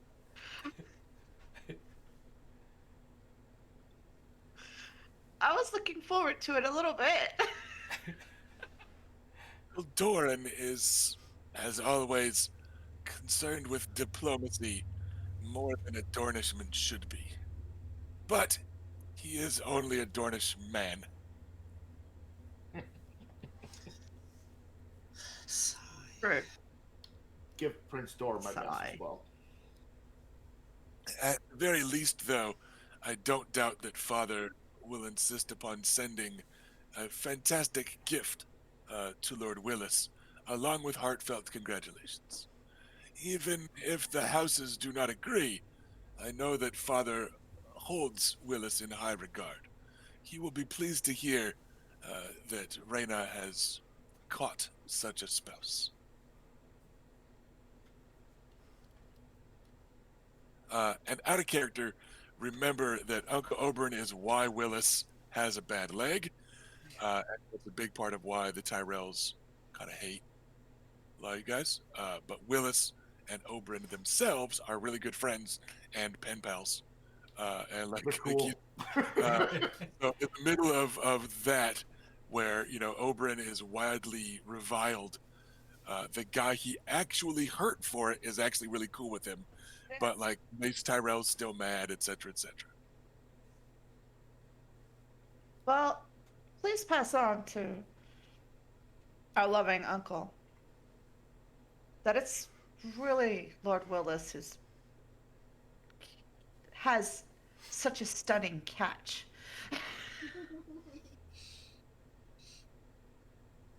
Sorella interrupts and goes, no, I'm sure that the bards will write something about a wyvern swooping low and plucking a golden rose.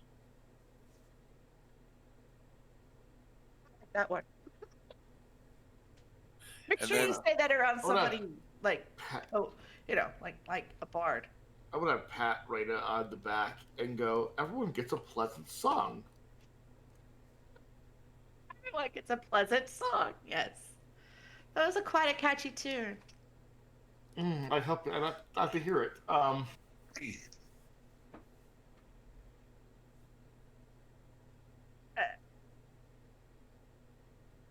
Hey, I've got no idea what's going on. You don't have a song yet. Any other sand snaky goodbyes? Well, I mean, kind of. But what I say to the sand snakes is going to be determined by what Oris says. Like Adam is making a beeline for Oris particularly. Okay, he is easy to spot. He's the big guy, like King Robert. Yeah. I mean, just like going up and Weird how they're similar. maybe like a somewhat like plaintive, maybe very slightly demanding tone of like, you're leaving? Why are you leaving? Where are you going? Why are you leaving? Oh wait, and Oris he's is leaving got, with the Dornish contingent. I didn't catch that. My bad. Yes, Oris is loading a wagon that has Woolly Will. Well, it's their old wagon. And Woolly Will is sitting up in the driver's seat, and Oris's spare horses are tethered to the back of the wagon. Shit. Yeah, that's why I went, oh no, and this is very Oris, bad, and said Adam was panicking. Okay, yeah, I missed that. My bad. Go Oris ahead. has one of the big barrels of Nymerian wine over his shoulder because they're packing up what they need most. Um, just kind of thumps it into the wagon and doesn't quite meet your eyes and just kind of gives a shrug and tosses his big shaggy head at Woolly Will up in the driver's seat. Oh, don't just shrug at me. He gives Well, another, where are you going? and up to me, ask Will.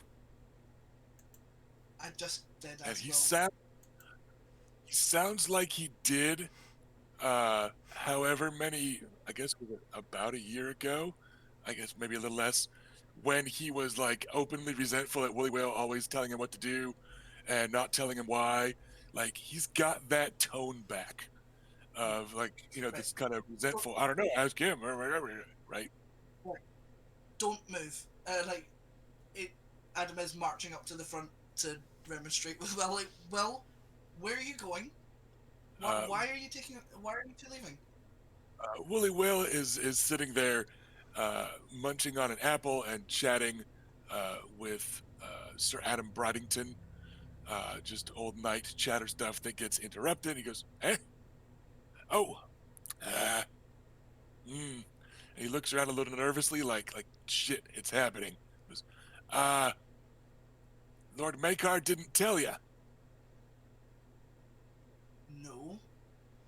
Spill Oh, it. and Oris didn't bring it up neither. He's Oris. He never brings anything up. Poor Will. He has to explain for everybody. And hmm. No, I guess that's everybody. I could have expected that. Might have told you first. Well, piss. And he chucks away the half-eaten apple, and then lets out a sigh. It's just we've been settled in one place too long. We're going for a ride again. Is all. Probably down to House Jourdain. Visit at the Tor for a bit. I've an old friend there that we'll be staying with for a time. You, uh, you can't. Come with me to Better Grove. We no, it's best we go. And he's still looking around like nervously slash guiltily, like I don't want to have this conversation. Why are you making this suck so bad, right? He's still like kind of like You made your choice, Will. not meeting your gaze quite and all that. But he's no, no. Time we headed a good bit more south than that. Spent too long in the Stoneway. Well, please. And like Adam goes from being angry to like his voice Thank starting you. to wobble a bit. Lad, we just had more Baratheons in this castle than in King's Landing. It's time we kept moving like we do. They've all left. Yes. And he leans down, and now so is one more of them. I'm not gonna forget this, Will. This is not okay. I'm not alright with this. But like he starts moving back towards Oris. And Will just kind of shrugs and turns away, a little exasperated, a little exhausted, a little guilty, a little hungover. Yeah, so like Adam gets back to Oris and like fully like grabs him by the wrist and like, look, fuck, Will, look, come to Better Grove with me. Like, don't go away, please. I'm not ready. We'll be out and about. Heading to Jourdain, I guess, down the Torway. There's someone there that we know, but I'll find some tourneys or some reasons to come up through the Stoneway, and when I do, I might ask for hospitality for a couple days at a time. This isn't fair. I have to be somewhere where you're not. I don't like it. Well, can't just follow me everywhere, and I ain't gonna follow you nowhere. We got stuff to do, and we gotta move. We've been here, I don't know, 6 months now, and that's longer than Will likes to stay anyplace. But like you are a knight now. You don't have to do everything he says. Someone's gotta look after him. It doesn't have to be you, but Down a leg at him. I can't let him walk by himself.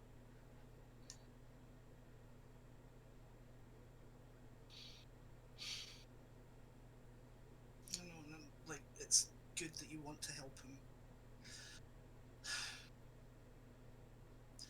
I'm not going to pretend that I don't like this. Yeah, I figured. I'm really gonna miss you. I know. I'll miss you too. Do you mean that?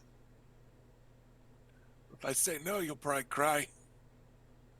I mean, I'm right And anyway. he tried to poke a bit of a smile out through his beard. And of course I'll miss you. You know, been in my shadow for 6 months now, but gotten used to you. But it'll be fine. Like I said, anytime I'm going anywhere for a tourney, I'll come up through the Stoneway and maybe stay a couple days at, shit, what do we call it? Bitter? I just wrote it down and then I Grove. forgot. Bay Grove. Yeah, stay a couple days at Bitter Grove, and then, maybe my horse will be so tired from that, I'll stay a couple days at Wyvern's Rest too. Eh? That's like, And then when it's time to head back to the tour, I'll come back through and, tell you about all the money I won, and you can count it for me and make it bigger. I'll do that. I'll Use your math magic. Right? I'll just come Do- to me and I will like double, triple, 100-fold your gold. I promise. Well, I'm a wealth manager. But before he can like good chat, like Adam is just gonna like fully like grab him around the waist and like hug him really tightly. he gives you a rather awkward couple of pats on the back and then a warm squeeze. And in here, getting hugged at about Miranda height, but without the Miranda cleavage, you notice that he does have a bit of golden antler on a chain around his neck. Oh, I love the bones of that boy. Yeah, it will release him eventually. Oh, before I forget, Lord Renly wanted me to pass on his regards to you. Oh. I suppose I got him. Well, between you and I think he wanted me to convey his respect. Something like that, I'm sure. But yeah, the Lord of the Stormlands respects me all to 7 hells and back. I mean, yeah. Why is that? Why is that amusing? It's fine. It's fine. Nice of him to say. What I'm trying to say is like we were in public, so we couldn't really say certain things, but I think he thinks well of you. Well, he hugged me way less than you did. He says, make it absolutely clear, you got 0 hugs. Well, that's because he doesn't love you as much as I do. I suppose no one but Bessa does. Yeah, I wouldn't want to compete with Bessa. I'll settle for loving you second best. She's like to poison you, especially now she works in Dorn and all. Yeah, and yeah, yeah, quite easily because she could feed me anything and I would eat it. Yeah. Look, So, right, just we're- please promise to stay safe. Please do your best, at least. that ain't much of a problem. And that's why we're moving like we do. All right. Just don't be a stranger. Around here, don't think I could be. Which is the closest he's gotten to like a thank you for a while. Yeah. So I think Adam's gonna have to like wave him off before he starts greeting, um, and Oh, go say goodbye to his cousins. Sorry, you want to say All right, something? go. no, I'm just gonna. Raina notices all this, but I don't want to interfere between that. So when he is done, I will cross to them, to Will and Oris. Oris goes back to carrying heavy things, so you Mhm. have a with Will first.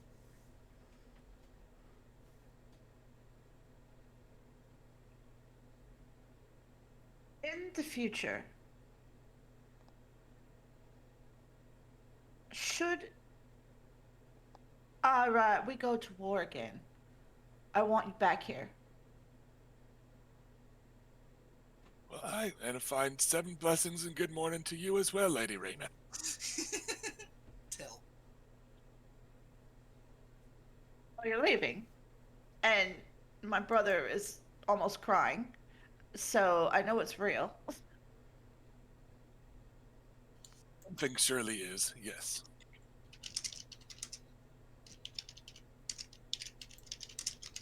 Um, Frankly, I don't see any wars in the future, but then you don't always see them coming until they're on your doorstep. That tends to be how they go, less.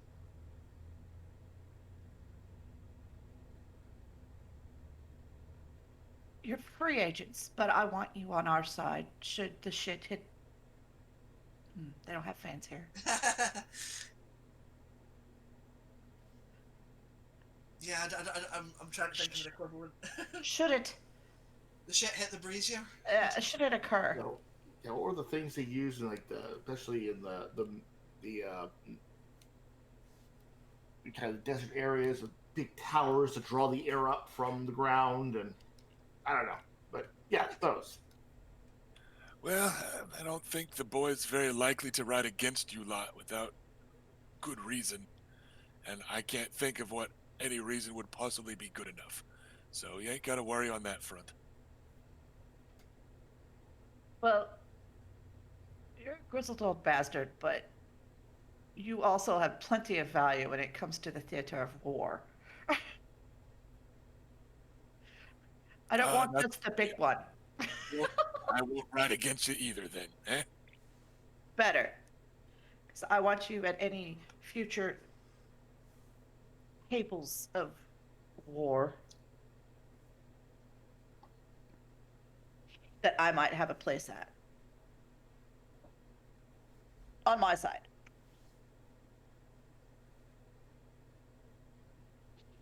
So don't get killed out there. Uh, that's the whole reason we're leaving. The only dangers don't come from King's Landing.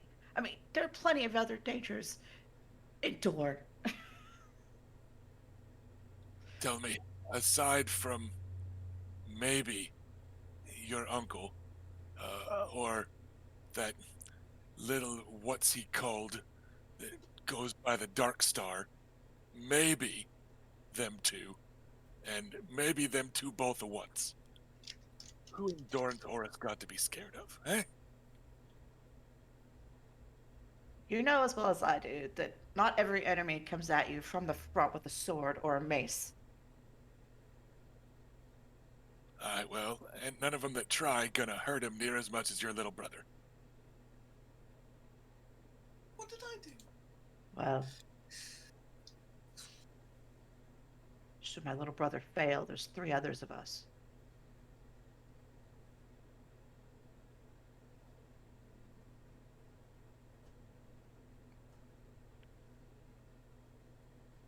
So there, we claimed that boy as one of our own. And you, by even though you're ornery. Hi, I'm the one being cross and unpleasant this fine sunny morning. I'm allowed to be cross and unpleasant. I'm there. Well, pin your bad mood on someone besides me, thanks. I know where to pin it.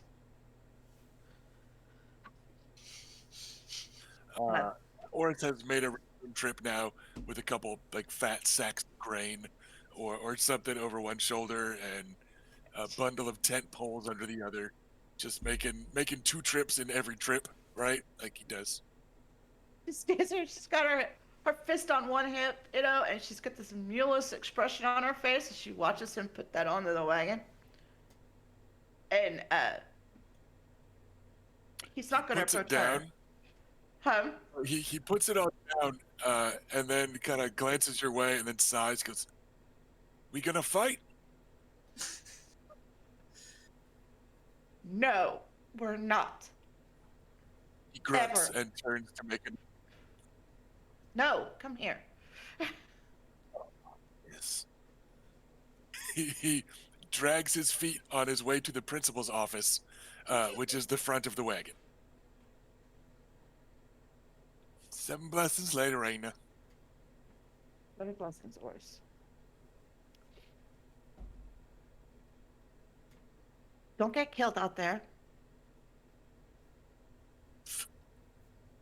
And don't fall prey to any viperous Dornish people. I like the subtext in that there. I've heard it's once they get probably mirroring what Adam is saying to Elia right now. Like, don't. I've heard once they get those claws in you, sometimes they have trouble letting go. That's true, we do. The same goes for wyverns. So you're just double damned here.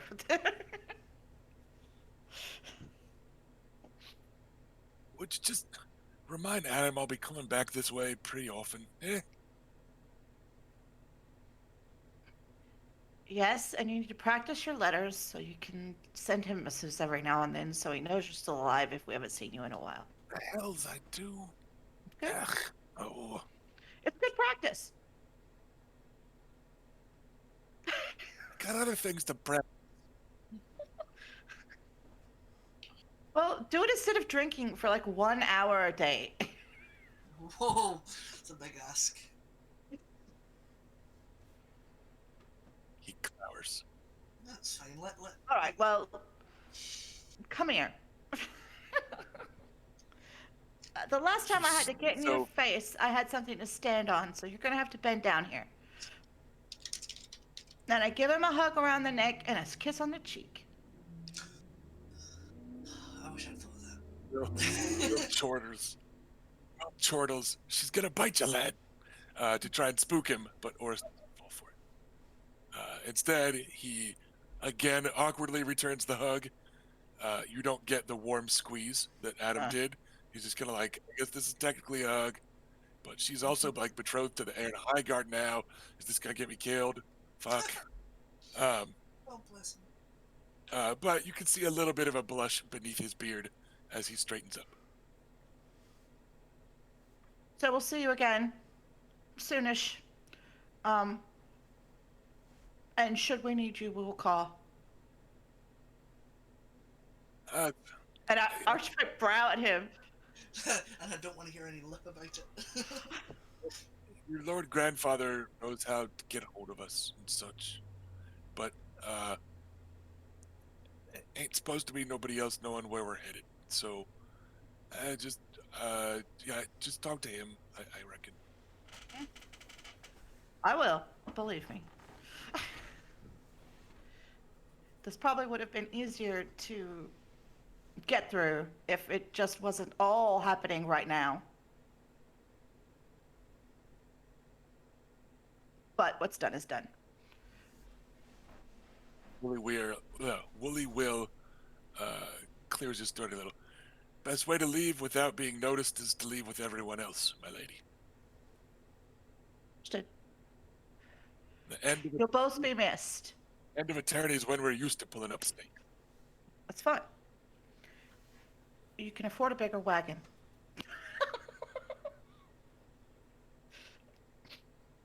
But you have a safe I was going to say berth, but we're not really all that seagoing here. But you have a safe place here, Even. a haven. Should you need it. Or us.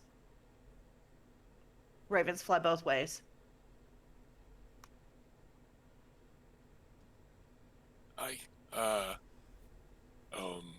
And this is Will. He goes, we was hoping to leave it to your Lord Grandfather to tell Bessa. Ho You ho! cowardly men! They Look at both of them. they both just like look down, like, yeah, that's fair. Like, Okay, the hands are back on the both hands now. Oh, you made her put both hands on her hips. Oh, ho, ho, ho, ho. Trouble now. Cowards! Horace starts it. She was busy with breakfast, and then Willie goes, "I didn't want to bother her." And then Horace is like, "And she just trying to give us more food than fits in our little wagon." And then Will's like, "Oh, and probably some caterwauling too." And Horace is like, "Aye, caterwauling," and like they're back and forth, spitting excuses. Oh, plus last time we was in the kitchen, she told us to scamp and not come back. And Horace is like, "Oh yeah, with them rolls that one time, yeah." She clearly meant forever. They have a Hey. list of this is why we should not have had to go do that. Like, you Good could- practice. Communication, people. Fucking hell. In that case, then, half of your hour that you're spending on letters each day is also going to be spent writing to your mother, who we will then will read those letters to her.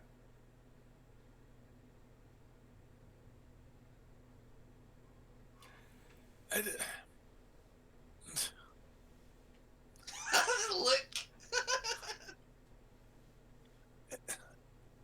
once a week, Horace offers by way of compromise position. That's fine. I mean, I don't expect it to be a letter a night. I figured just some time spent scribbling something down that's fine. I accept that compromise, yes. I can't promise she will. But the next time you come, you better bring a really good gift for her. I just, And Adam. yes, my lady. This is what happens when people love you. Their expectations. Oh dear. So suck it up and be loved. Let yourself be loved, you grumpy shit. Both of you. Yes, All right. my lady. All right, and then that's it. Now I will wish you Seven's blessings, Sir Will. And pleasant journeys, safe travels. Horace shuffles guiltily from foot to foot for a moment, but when you're done tongue lashing him, get back to work carrying things. And I leave. Fuck me. I have a couple of specific things to say to the Sand Snakes, but then that's him done. Sir Adam Bridington slunk away when that lecture started. He's like, he didn't want to get caught in the middle of it. So he just like tiptoed, like sidestepped off screen,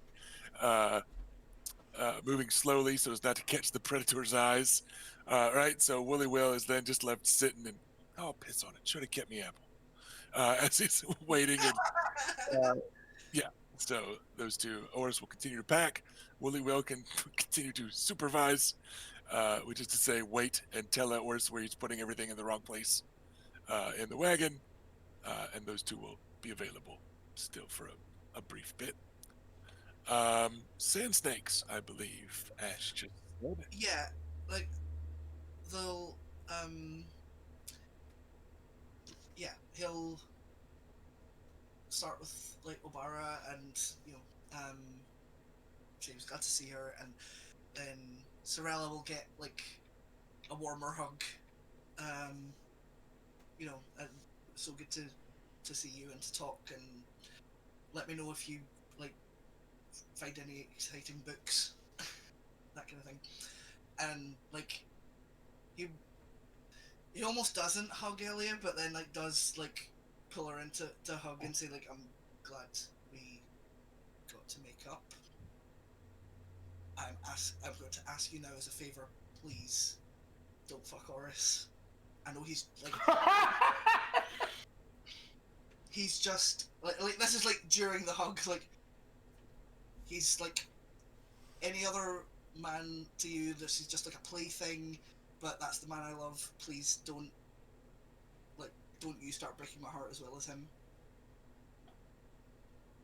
She lets out a disappointed sigh in your ear, but gives you a little nod as she's pulling away, and then gets a sing-song voice that's loud enough for everyone else to hear. Well, anyways, we'll just enjoy our ride with Oris, and like putting on Right, sister. girl. Yeah, I think like Adam's gonna like pinch her really hard for that, like on the arm. Like, Swats her hand away and glares. No, I'm not gonna leave this with a fight. You rode really well. I am proud of you. I am glad that we are cousins. Just like, let's not fight, okay? Happy name, cousin. Thank you. It was nice to see you. She says it more sincerely than most of her stuff. So Yeah. And safe journey home, and say hello to your father and Uncle Doran for me. we will. Yeah, so and as you're leaving, Yeah. as you're leaving, Sorella says, "What about me? Am I allowed to, or is it Elia?"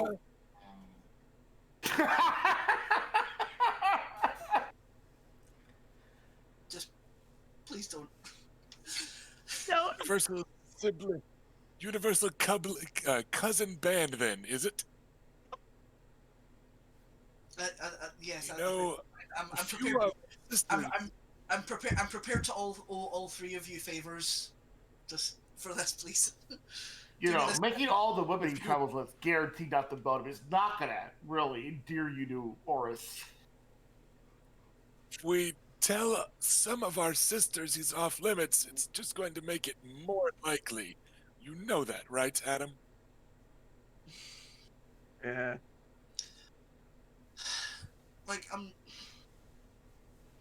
cannot stem that tide forever. I would just like it to not happen, right? Please. Adam holding back the ocean. I I'm a bit sad today. Give me a break. And then Sorella just kind of nods, grinning a little bit. She's like, we'll make sure he never gets to bed a sand snake until you change your mind. I suppose that's as fair as I'm gonna get. I guess I'm gonna go and cry. He's not actually saying that, but it's probably like it's probably easy enough to see he's in a bit of a tumult, and might just go crying to Bessa and tell on Will. All right. Any other goodbyes planned? Yeah, I'll make this quick. I want to make sure I speak with Lady Poland and Leda and their contingent just obviously be there when they leave, but also thank Lady Namella for being so friendly and open. I never had a mom before, and she was really sweet to me. So, Aw. Um, so when you arrive, Velena makes a big show of, "Oh, it's you again!" Like she's trying to yes, run into you again. You know, it's over and over I again here. thought about Just, things and decided I'd swing by. and the Lady Nymella gives her a swat on the arm, and Velena breaks into a big grin and hauls you in for a hug and a briefly inappropriate kiss. I am fine with it. I will return it. Nice. And yeah, they let you know they'll be in touch soon. We'll work out the details. It's a short distance, but correspondences will ensue, or letters being brought in person, that sort of thing. But yeah, they are. Uh, you know, Lady Nymella thanks you for the hospitality of Wyvern's Rest. Congratulates you, and can't wait to make you part of the family. It's all very warm and affectionate and stuff like that. I will return that and thank them for coming out in person and give my best because I really appreciate them being here. And then Lady Velena is like, also, we'll fire all the handmaidens before any visits you might make prior to the wedding itself. If you must.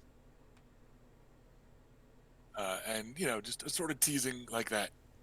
But yeah, that's where we go. Yeah. Yeah, cool. All right, last calls for farewells. That is each contingent. I mean, is Sir Garrus leaving as well? No, he's staying here for a bit. Okay, and I take it Septon Jim and Sir Adam Bridington are not leaving either. Yeah, like your bannermen that are gonna head home are probably gonna head home in a couple days, right? That sort of thing. That's fine. Like they were like the only other people like on my agenda, and now Bessa, but like that was it basically. Alrighty. Anyone else? Felicia, Erica, Robert. All right then. Let's go ahead and take our break, and when we Please. get back, we will bust out maybe a conversation or two, but then hopefully some house management rules.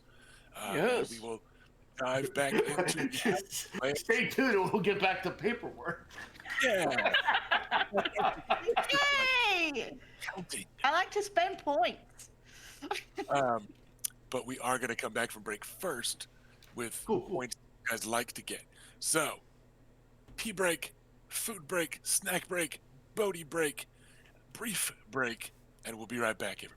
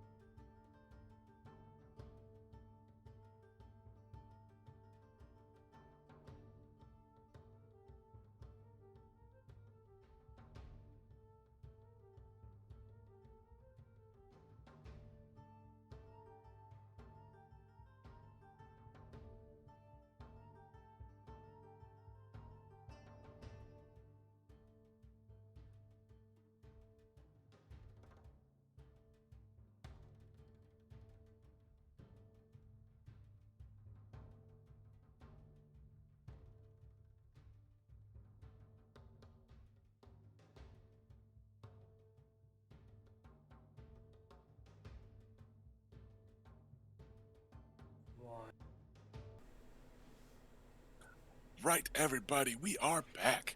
Thank you for bearing with us as we petted Bodhi and made pot roast and did whatever it is everybody else does. I only know what Felicia and I do on our breaks. Everyone else's business is everyone else's business. But we're back, and we are ready to kick off with some house management-y stuff. Unless you guys have any other burning conversational needs. Not like anything that desperately needs to be done like right now. All right. After saying goodbye, like Adam is probably like going to like go straight to Bessa and be upset and look for comfort. But also, yeah, which will alert her to the thing that she's also not been informed of. But yeah, I don't need to like actually go into it. Yeah, she will be cross, but not much she can do about it. By the time she is free from her duties, those two are long gone, and she leaves in a huff to go back to preparing dinner and stuff. So yeah, she's grouchy. She is not letting herself show that she is sad. And there's that. Let's get some good stuff. How about that? You guys want some good stuff? Yes, I please, like good good stuff. stuff. Yes, please, we like good stuff. All right. Unless it's trick good stuff. Yeah, I'm gonna feel that this is gonna be kind of mathsy, which means trick good stuff to me. Oh no, that is good stuff for me. Good. Hey, Raina, you're Lord of the House now. Yay! No, I'm not gonna like. Just here's the good stuff. So, first off, for hosting the tournament, you guys will receive. 1 second. Where's the? Some stuff is just not laid out In any cleanly kind of in this sensible book. manner? Shock. Right. Here we go. Okay. So influence. You will gain. Who wants to roll a d6? Now, is this? I've got like bonuses for like a benefit rather for like house fortune stuff. This is not quite that. Oh, roll it. This. Go ahead. 3. This is the payout for hosting a tournament. Oh, I see. Okay. Yes. So let's call that. Felicia, are you ready with the House Naimarian sheet? I am. Right. 6 influence. Whoa. Right off the bat, To just represent- influence? Yes. To represent the prestige that you have, the generosity that you showed through multiple contests, etc., etc., etc. The conversations that you had in the background all along. The prestige of the hosts that you had. You said the Queen of Thorns, the Master of Laws, the Master of Ships. You had guests from as far away as the Riverlands and the Westerlands. Like, this was, pretty good shindig. So, boom. Get 6 influence. That puts us at 57. Nice.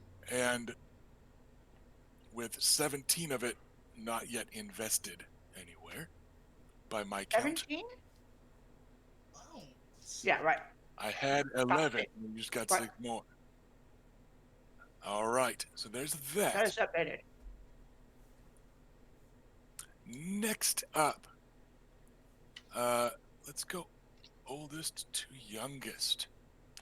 Raina, you get 30 experience points,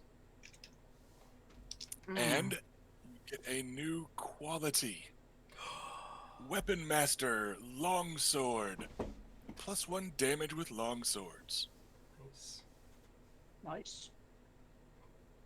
So for being the the last melee combatant standing that did not back down against 3-1 odds, 3-1 odds, and who comported herself well, standing side by side with the pride of the Reach, etc., etc., etc. Longsword damage is now +1. There you go. Not a bad haul. Not bad. Bela, you get 30 XP, Woo! and this quality is poorly named, but it's from the North Book. Okay. But it's called Born of the Ice Wives. You could call it the Sand Snake, for instance, or the Cold Sand Spear. mirror that I see. There we go. The I'm going to Sand write Spear, it down if you as like, it's actually called so that. so you can look it up in Yeah. books or whatever. But this one is from a really crazy group that lives north of the Wall. The Wall book has rules for playing Rangers of the North and stuff, and then also for playing Wildlings. And this particular one is I think they're the ones that ride bears. So first off, that's pretty cool, right? But mechanically, ready for this, when you roll animal handling, you can add your willpower to the result. So like to the final. It's not bonus dice, it's Okay. like your will 3, you roll, and then you add 3 to the total, right? And then when you roll fighting while mounted, you can re-roll a number of 1s equal to your animal handling. Oh, that's cool. So it's 2 bonuses that feed off of multiple different things, but it's just a pretty badass cavalry fighter quality, regardless of the fluff of it. How many ones do I get to reroll? No problem. How many ones do I get to reroll? A number of 1s equal to your animal handling. Okay. Which, unless you really botch it, should be like reroll all your 1s, right? Like anytime, if you've got, like more than 3 or 4 1s to reroll, like good luck, God go with you.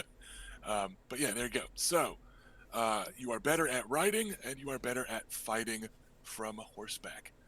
After you have fought against a more diverse array of opponents in the tourney, and maybe learned from failure, which people often learn more from that than success. You had an up and down week, but you are sure you'll do better next time. Yeah, I would like that. So there's that one. Lucaris, Hello. you get the same amount of XP as everybody else. Everybody Cool. gets that. Like, you don't have to wait till I tell you. You can just write that down. And then, from your experience leading your melee team, coupled with your usual fighting style, and now, so a little bit more military leadership, tying into your awareness score, yada, yada, yada, you have the danger sense quality. Danger sense. This one, Like Spider-Man. when you roll initiative, you get to re-roll 1s on initiative checks, and you and units that you're attached to don't grant a surprise bonus. So if opponents have sneaky fighter-man, Nice. your unit is fine with that. So the danger sense, I think, is just from the core book. So is Weapon Master, Felicia, if you want the exact wording. Sorry, what was it? Oh, okay. Thank you. Yeah, your Weapon Master one. It's just Sweet. Belas that I had to go dumpster diving for and dig through all the books for Bear some Rider. quality Got and it. stuff. So there you go. And Spider then, sense. Got it. and then, Ash, as Adam, you now have the double shot quality from the core book. As a greater action, you can make 2 shots with a bow. Oh, They're wow. both at -1 die. That's -1 rolled and -1 kept. But yeah, you can take down kind of weaker opponents a little bit quicker with that. So you're continuing practice with the bow.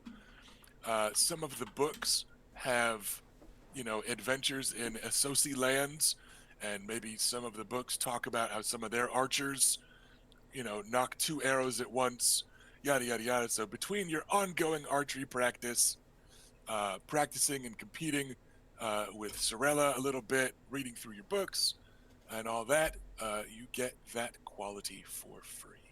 Cool. Thank you. That's a pretty good combat trick. Especially Yeah, when multiple you attacks are pretty rare. especially when you get super high into like marksmanship, where that extra die doesn't always mean a whole lot because you're already always hitting. Mm-hmm. And then, because he is the PC that has been the most attached to you lot, I will leave it up to... Was it a player character that got the last Destiny point and stuff? Is it a PC that currently holds the throne? Reina? Yes, I do. Is it? Okay. Well then, it is up to the PC that currently holds the throne.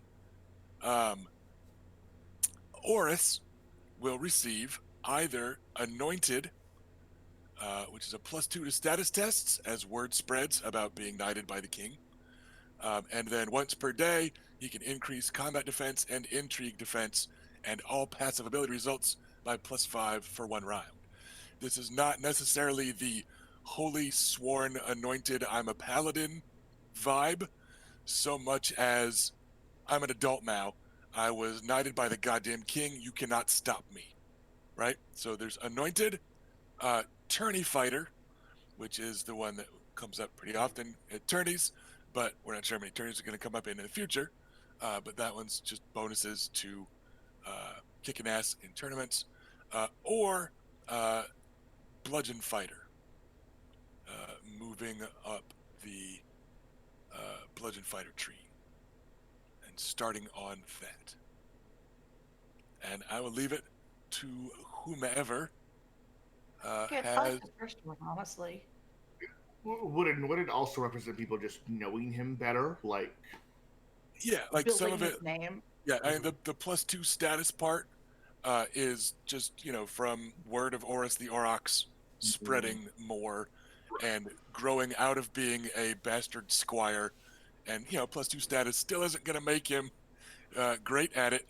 He's still just status he's not gonna 3. be tell like Cersei off. Yeah, but it is, and as a +2 to status rolls, status is also what you roll to know things about tourneys. So there's a little bit of like synergy there of just, he's good at knowing things about tourneys. Of the 3, I am weakly leaning anointed, but I told myself that I would let whoever holds the throne decide, because he's not my player character, right? Like, it's an NPC. It's just the one that I've designed to grow with you guys the most. And then, yeah, the bludgeon fighter one, if you'd like to know, the first level of it is the shattering rating of any bludgeoning weapon you're using increases by 1. And if you're using a bludgeoning weapon that doesn't have shattering, it gets shattering at 1. So, it kind of takes the wrecking shit to an almost comical degree. Yeah. Um, Felicia, I'll back whenever you pick. I like bludgeoning for him, but I think you can go either way. You make a good argument for any of those. Yeah. I try to always pick qualities that make sense for various characters. Yeah, right. Yeah. Or betrothals, for that matter. I think Anointed might be a little bit better for the situation. There's no doubt bludgeoning is an amazing pick, but he's already so good at combat that I'd Yeah. rather make him more interesting than make him more Yeah, of a and it's badass. not. Just Yeah, and it's not like it's not a weird level of status hike. I mean, that brings him to the same status. No, as it's like appropriate. It's sort of like him growing a tiny bit of confidence and being like, yes, the king knighted me. I have a little bit going for me now. Yeah, And it's, some he's people have heard of It's him. a proper knight now. You know. Yeah. And kind of the cream of the tournament crop, for the most part. Like, you guys had about 3/4 of the really renowned tournament fighters did just see him beat Renly. So some of that word for knightly virtue and stuff could be Mhm. spreading. So the others have spoken.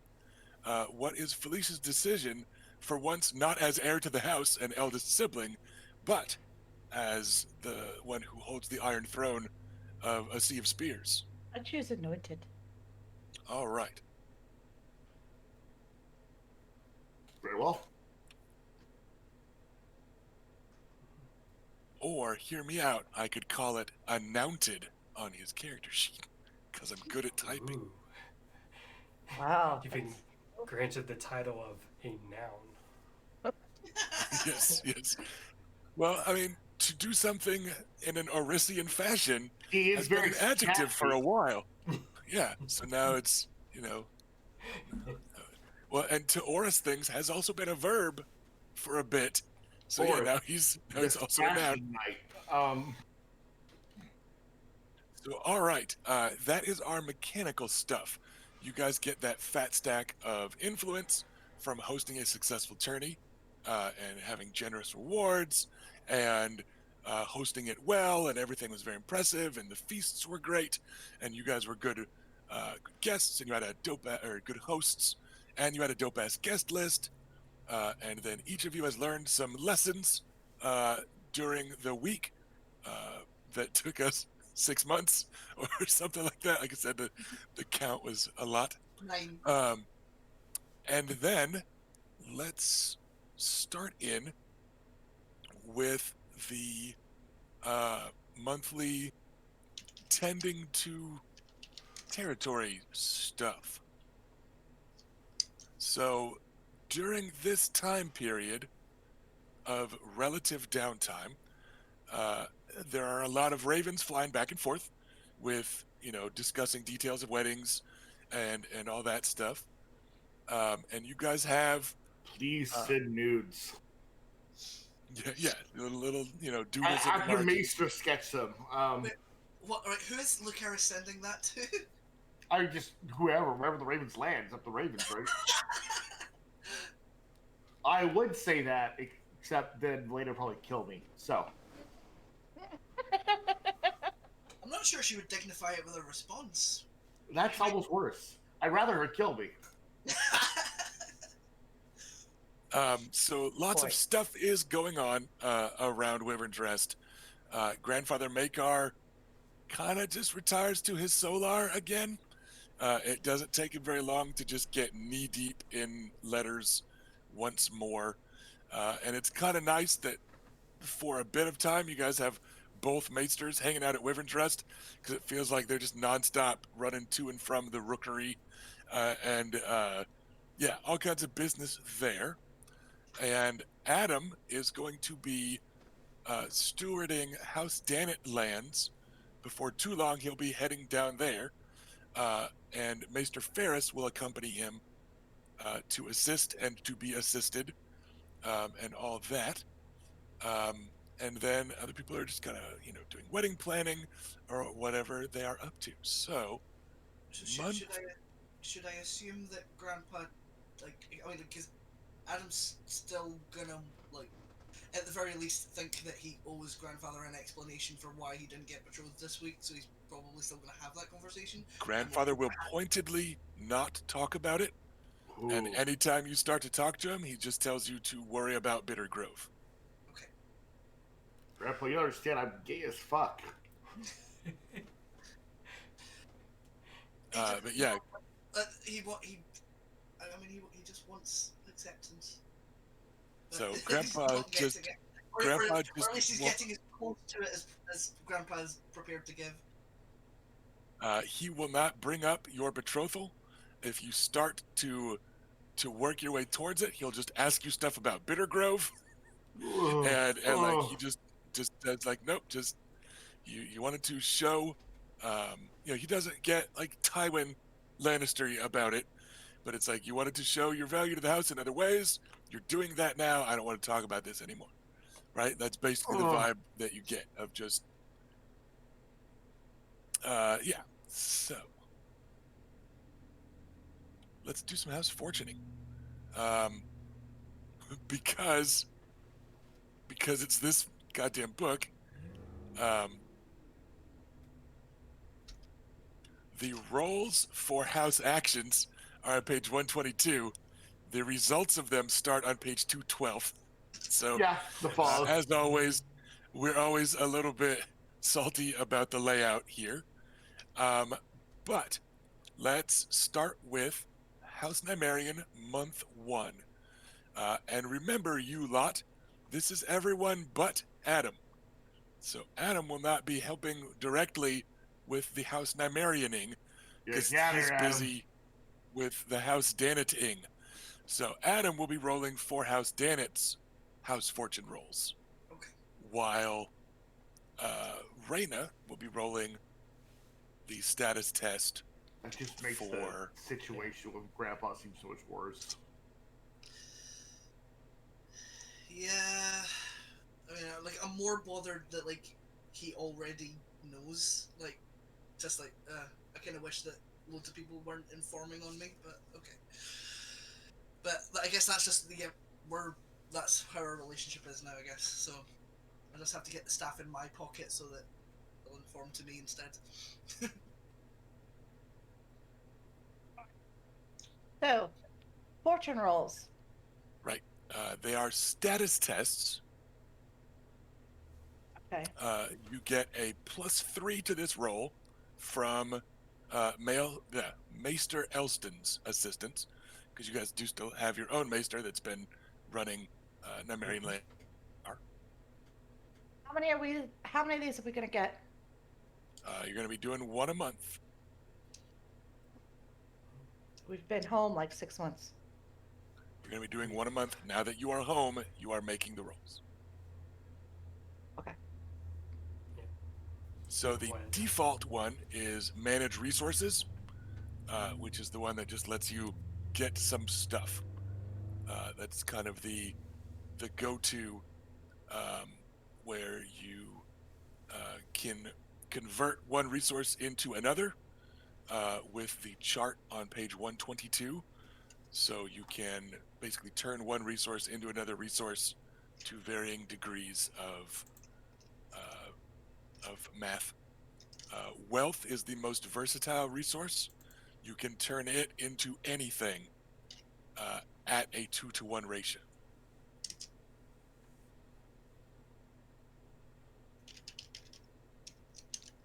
And by default, you can convert one resource a month. If you want to convert more than one, you use the rushed column for both, which is a less favorable rate of transfer. So to remember that our law is currently 29, which gives us a -2 roll on our house fortune rolls. But we have a +1 from population. Is that? You also have a +5 for the successful vineyard, because there's a steady stream of wealth and trade and yada yada yada. So your pluses are 1, 4. So you have a +9 and a -2 for what I'm reading as a net +7 to your status test. So we get that law up. That'd be handy. Yeah. Yeah. Is that 212? Less bandits. So here's my question about like influence, like resource management. Like our influence, we can't actually spend that on anything anymore. For like in holdings, in influence holdings, we have 17 points in influence that are not represented in the holdings. Right. Because influence holdings are just heirs. Right. And remember that those 17 points are available to cash in as bonus dice on certain social tests. Right. It's normally not terribly worth it. So you guys haven't done it. But I also haven't been making us roll every single intrigue to just make a good impression or whatever. But yeah, so you guys have a lot of leftover influence at present. Can it be converted to other stats? Sorry, go ahead, Ash. Yeah, I was just gonna say, does someone have to be a certain age to be counted as an heir, like mechanically for House of Fortune purposes, or like could those points be invested in one of these three's kids, like as soon as they exist? We will worry about that when it happens. I'm working on it, Adam. Okay. Can't But go yeah, home it's today to the, her mom. I was just curious. the influence investments are just like number of children, basically. Like that's all it adds up to. It's they call it all heirs. So you guys paid 20 to have Reyna, 10 more to have Bela. It's, so including each child is 5 points. It's like, we'll worry about it if it comes up. Yes, Eric. Table 619 on page 122 is the chart for how to convert resources.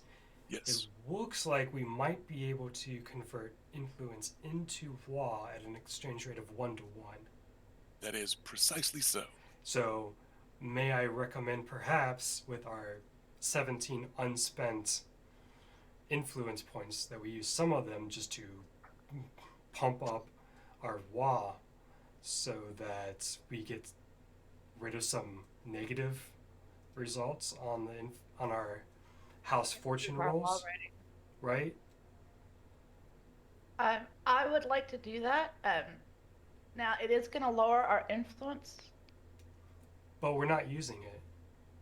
But we are. I mean, it goes to our total influence. Yeah, you just, as long as you don't lower your influence down to like the 40s or whatever, you can transfer a handful of points, because for law to even out, you don't need a ton. The law chart, let me find it, page 108. You guys are at a 29. Getting it to a 31 makes that a -1 to house fortune rolls instead of a -2. So if you were to swap just right off the bat 2 points of influence into law, you're kind of getting a +1 on all the ensuing house fortune rolls. Yeah, that sounds like a good thing to do. But so, and as long as you don't drop the influence to the next threshold down, right, it'll still be 55. Yeah. Would it make sense to do a little bit more than 2 points? Well, if we do 4, that puts us at 53. And that brings us. Right. I don't know. Where's the break? Where's the what chart am I looking for? It's tens digits basically. As long as you are 51 plus, Grandpa Makar is status 6. And from him all status ranks flow. If it's all the same until we're willing to invest enough to change to the next level, we might as well hold on to it as influence. The other thought, as a concern, is you might not want to go all the way down to that threshold, because house fortune rolls can result in losses. Yeah. So. Yeah. But I'm just saying the minimum, if you want to increase law by just 2, that's enough to get you up to the next tier of law, and that might be a safe starting point. Okay. Yeah, I agree. Let's do that. Just 2 points. Okay. So that will be our house action. We will be doing manage resources to convert 2 influence into 2 law at a 1-to-1 rate. Correct. All right. So we're 55 influence. 5 influence. Yeah, and basically it's just like, now that we're not busy with this other stuff, let's clean up. Oh, by the way, scattered remnants of the Vulture King. So yeah, cleaning up some scattered remnants of Vulture King stuff, and that sort of thing is going on. So that is your action. I need to roll. We need to roll our fortune roll. Yep. Now roll status. And the house fortune roll, for the record, we should get this right. the House Fortune roll happens before the action, so Oh. you will still have the -2 for this roll, but Right. it was a way to get ready for future ones. So roll status Reyna. And it's just straight status, right?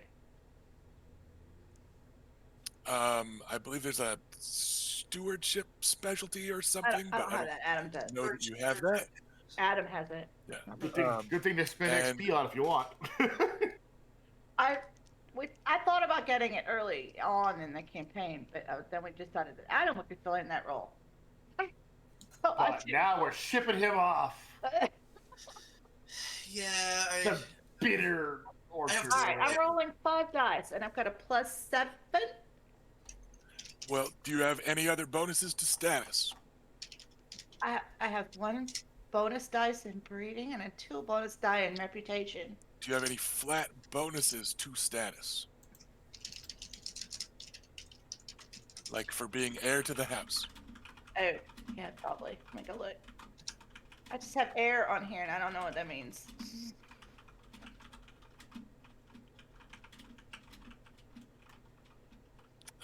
Okay, no, looks like that one doesn't come with a straight bonus. So yeah, all right, looks like it's just, yep, rolling.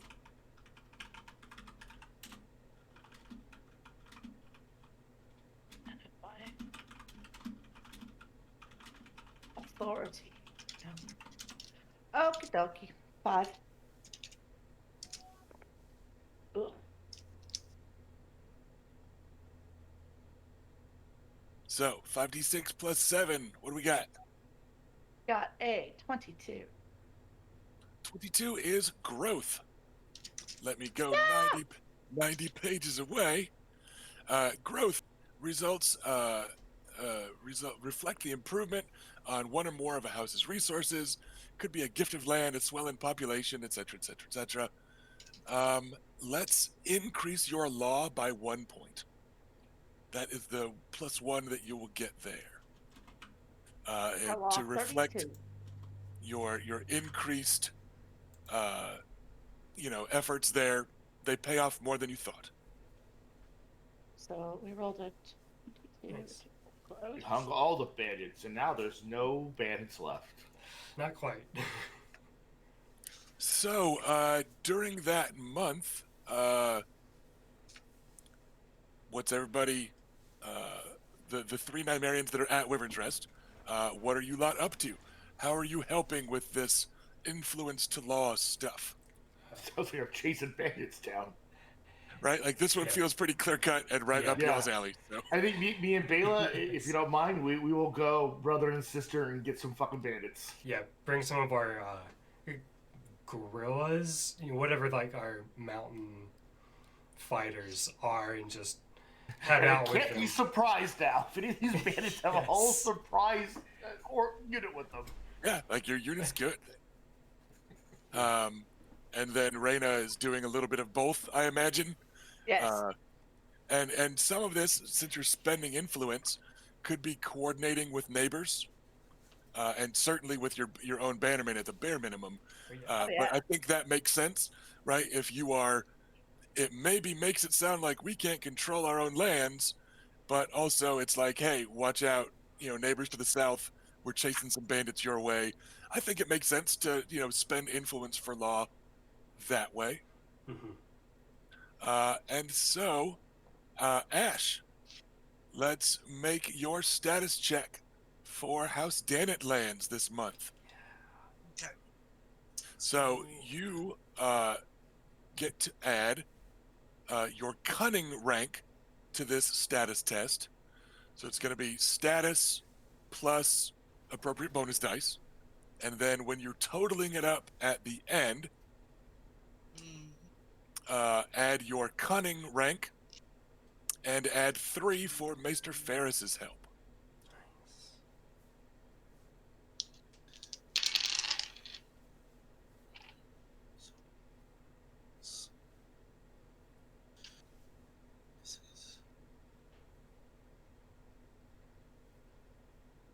How many for Mr. Ferris again? Again, 3? Plus 3.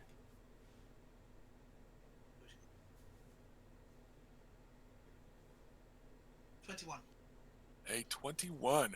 That is Also also growth. growth. Yeah. So give me 1 second.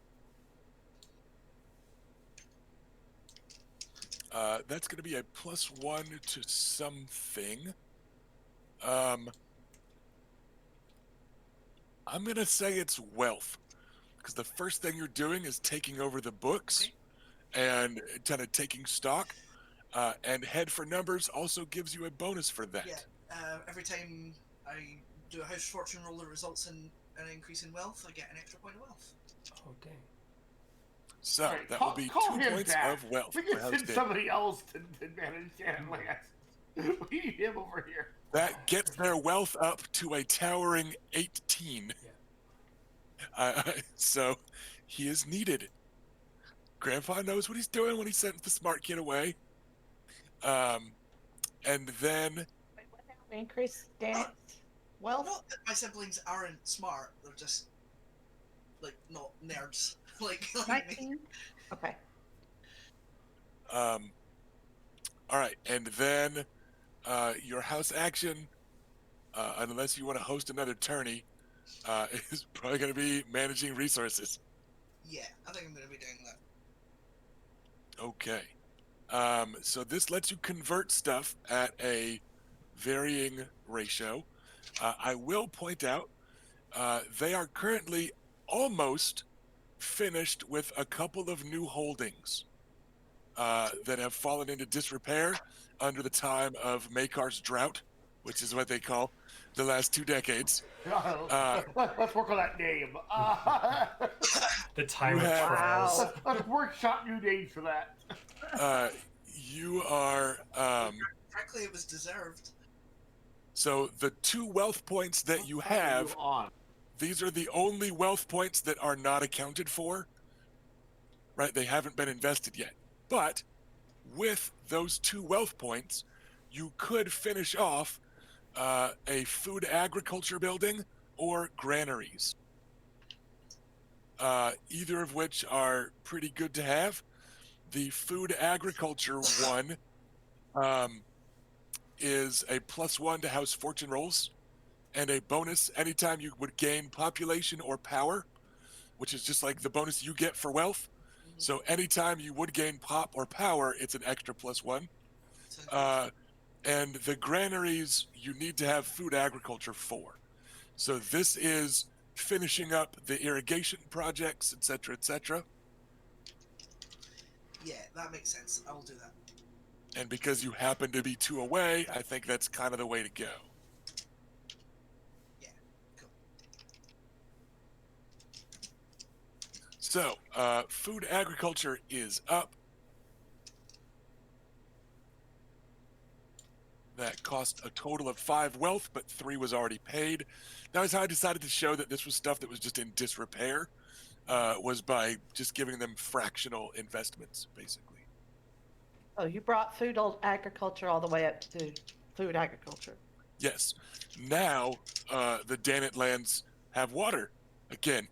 You spent 400 gold dragons employing laborers or whatever in order to reroute the irrigation rerouting that started Makar's drought. And now they have that. And that will be a passive +1 to House Fortune.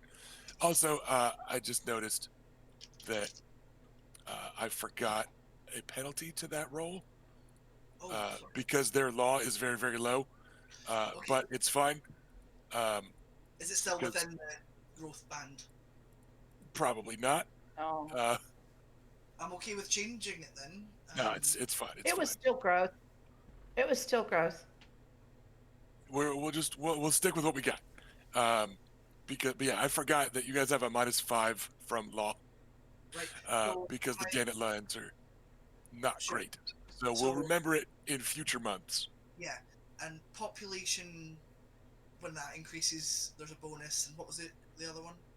Yeah, anytime you would increase population or power, you increase them by an extra +1. Cool. That means that there's basically there's like 3 house fortune stats that will always get bonuses when I'm rolling them. That's a good investment. Yeah, It is. yeah. Yeah. So Yeah, Raina. that is month 1. And then technically that is when the influence law shuffle happens because it's supposed to be roll then action, roll then action. Month 2, both of you get your status dice ready because we're starting with House Fortune. So Raina, roll for House Nymerian, and Adam will roll for House Danet. Your total modifiers, Adam, are you're gonna roll, add your cunning, and then subtract 1. Okay. I don't remember your cunning off the top of my head, so I couldn't actually give you the total like I promised. Sorry, I lied. But yeah, No, that's okay. So I have a +7.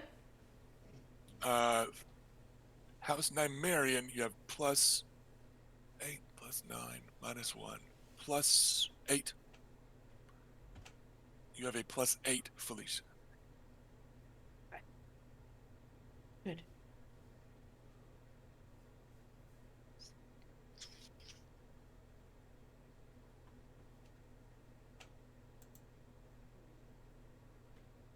Who's got a number? 14. 17. 19. All right, we will do Danet first. +8. I've got a feeling this is going to be not 27.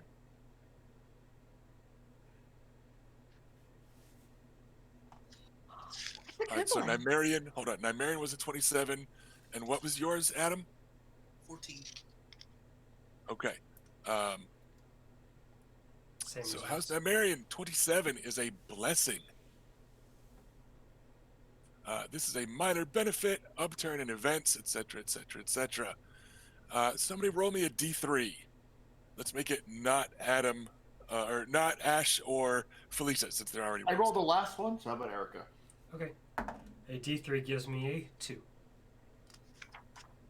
Okay. Oh,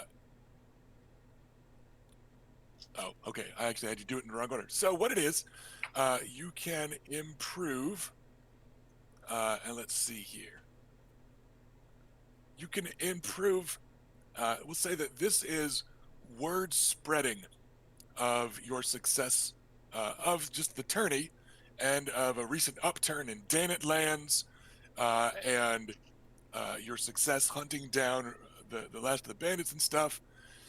You guys can improve influence by 2 or influence and law by 1 each. Ooh. Normally it's supposed to be do improve 2 by 1 or then roll the D3, but I did it in the wrong order, so we'll just go with it. It was the same either way. So +2 influence or +1 each to influence and law. Guess what? I'd say let's do 1 each. That's what I was thinking. That'll make our influence 56 and our law 33.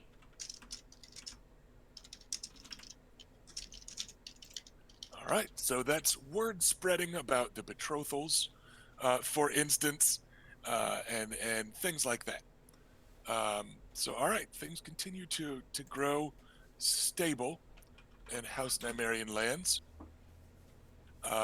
Would you like to manage any resources this month? Anything you want to shuffle around? I'm thinking.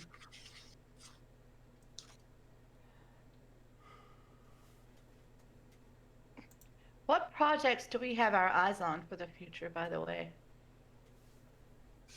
Anything to grow. Like, if there's any long-term stuff, I think we should invest in it. Do we want to keep just managing our, like, doing the managed resources where we would move things around? Or do we want to... Because basically it's manage resources, host a tournament, which you're not ready to do yet. No. Let's Now do it again. but it's manage resources or begin projects or wage wars. Ooh, war. No. You can't declare war on Sir Loris. Is Yeah, the letter can. back from Bitter Grove? We'll just sit with no like prompting. Yeah, So he's just sending them randomly, like every couple So of... it's sort of tough. So like I typed in the the chat. Like, it would be nice if there was like a list of like projects. It's very like Right. It's all very Right. spread out. Tell me what you guys would like, and I can look through the Wealth and Prosperity PDF because there's neat stuff in there. But again, it's not laid out the greatest, so I don't want to just like go through it all. I'm totally in favor of like big infrastructure projects. Just really like invest in our future. So If you want, you guys could work on your own agriculture stuff. I could see that easily spinning out of the House Danet agriculture, House Nymarin, and that gives, again, it's 5 wealth to get food agriculture, but it's +1 at all House Fortune rolls, I and like then the those extra bonuses sound to pop and power. of that. How much extra wealth do we have at the moment that isn't tied up into something? According to my notes, you guys have 4 points unspent. We do. Okay, well then that's not quite enough. Um, then. But you could start on it and invest the 4. I would say, like, I'm not gonna, just like I had them have fractional wealth, like you could do that. Agriculture is supposed to take 1d6 plus 3 months. I'm not terribly worried about it with some of this stuff. If you guys want to upgrade the castle to, from a small castle to a castle, then we're going to look into how long that might take. But with some of this stuff, like if you want to start a fur trade, do I really need to roll the 2d6 to see how long it takes? For whatever reason, like why does that take a year, right? So, but yeah, and in the House and Lands chapter, which, like Ash mentioned, started around page 106. There's that. You guys do have some coastal options. we have port. There's a fishery that is bonus to House Fortune rolls. You guys could add that. You've got some coastal stuff. An apiary for bee yards. It's just, like there's just a lot. So give me an idea and I can find us something that we think matches it in the prosperity PDF. I think agriculture sounds good, giving an extra point when a couple of things are improved can pay off over a long time. And it also gives us a little less dependence on other people providing us foodstuffs and trade. Even if it's your people, like it's not bad to have extra farms, right? Like it's never a mistake for a medieval lord to be growing extra food, right? So it could be that this month your resource management is putting something into wealth, and then next month you buy the farms outright, and we could say that the resource management reflects starting to lay the groundwork for the farmlands. And then your action next month would be getting it. So you can do what to increase wealth besides. Has anybody got 200 gold dragons lying around? After all Put that all that wagering. money in the point. Yeah, I didn't. Hang on, I can answer this question. I've got that somewhere.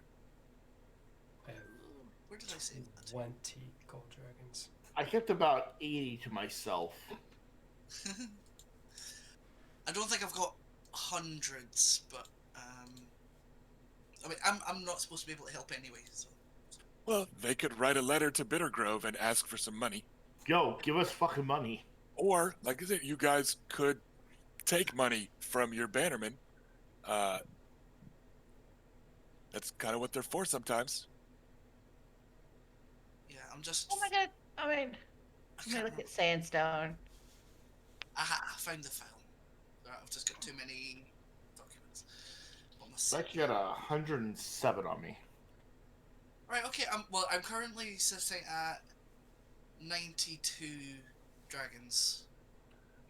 House Sandstorm, run by the Lady Elia Sandstorm, has only spent 10 of their 18 wealth points, you could take some tribute from Aunt Elia in order to finish agriculture. She did fuck her uncle. She owes us. I mean, this is That's kind of not what how I Bannermen are would for, to an extent. approach I that. know to you that those things naturally follow one another, but I do not see the connection. So your Uncle Oraine's pimp now? It costs 200 gold dragons to He's gonna fucking... show up here effing my goddamn gimmick. He's gonna fucking pay or make me money, one of the two. Okay. I'm Alright, okay. It's up to you guys. Whatever you want to do. If we take one wealth from Sandstorm, that'll give us the 5 we need for food agriculture, correct? Yeah. Yes. All right, well, let's do that. It will. Okay. All right, Sandstorm is down to 17 wealth. Nymerian is up to 35. And invests 5. and will say that you will get the food agriculture next month's action of build food agriculture. We'll let you guys get it then. This is working out details with Aunt Elia, promising a certain amount of the grain for her small folk, whatever. I imagine you guys aren't just going, yo, bitch, 200 gold dragons, you work for us, right? Like, so there's some negotiating because she still has to look out for her people and blah, blah, blah. So, Did I change it already? Is it 18 or 19? what are you talking about? Her Sandstorm's wealth, was it 18 before we did this? It was 18. It is now 17. And ours is going to change to 30? 35. What? No, yours is 35. The wealth does not go away when you invest it Oh, in right. things like this. It goes away if you go, hey, Gramps, I want some walking around money. Give me 200 gold dragons. Then it goes away. But yeah, when it's invested in holdings like this, it does not.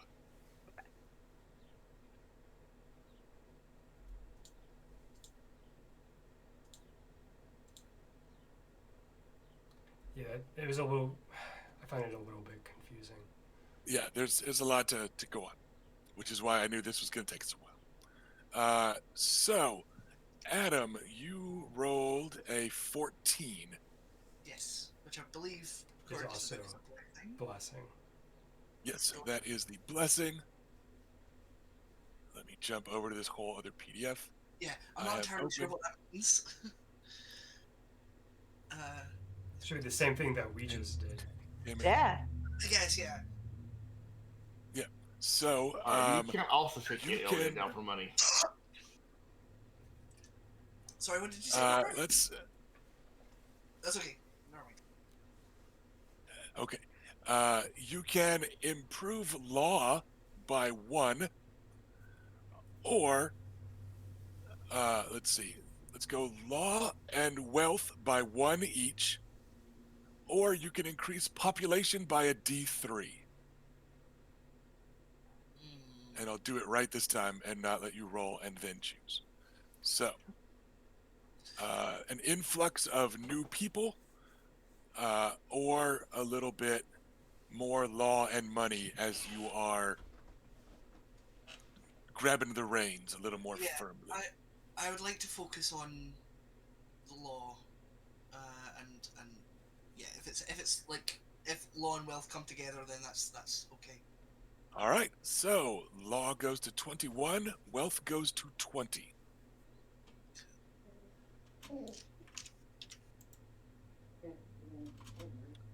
For your action this month, since you once again have 2 available wealth points, you could finish off, quote, the old granary. Yeah, definitely going to invest that. And that builds off of food agriculture. Yeah.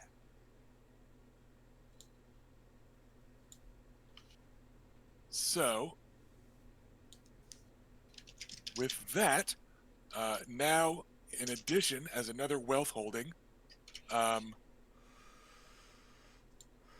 you have resource loss mitigation population 1. So anytime that you roll poorly and would have to lose a resource, and would lose population from it, you lose 1 less point of population because you've got a lot of food saved up. Cool. So hard times are gentler on your people. Yeah, because I could totally see that like a few bad rolls could be a massive death spiral.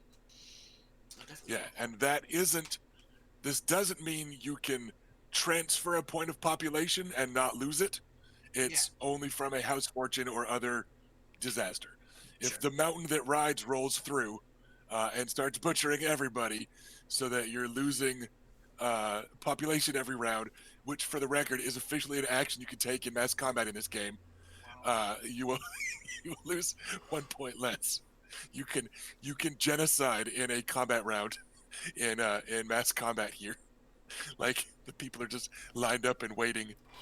But yeah, so if you have a bad roll, you lose 1 less point of population. And with that, those 2 investments are now filled up, and you would be free potentially to do something else in future months. But you have very literally as well as symbolically undone some of the damage of Nymerian's drought, Good. or Makar's drought, I should say.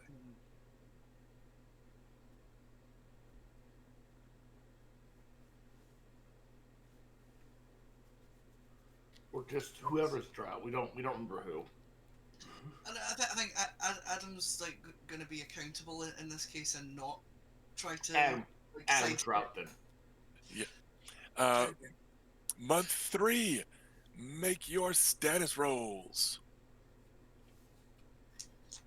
So I think this is the month when Bela is probably looking to travel. Yeah, she's gonna be on visit. vacay. Yeah. But Bela, stay here and hunt more bandits with me. Doesn't go anywhere. I'll look on the road while I travel. That doesn't do what I want. Oh no. Travel safely, sister. I'm gonna bring Sir Adam Bridington with me. Okay. As For the record, Ash, sorry, on his stats roll, it's, go ahead. your law did increase enough that you have a lesser penalty there for this Oh, roll. right. Your law modifier is only a -2 now, not a -5. I wasn't sure if you Oh, noticed wow, that from the oh damage my goodness, check. that really. I was sitting on a bad Okay. roll there. So, all right. It didn't occur to me if Ash had noticed that. So yeah, Sir Adam Bridington will gladly travel with you up to the Stormlands and hang out while you are visiting the holdings of House Swan and stopping along the way and being, you're a nobleman on the road. You're not necessarily having to just like pitch a fucking tent like a D&D party. You're Right. going from place to place.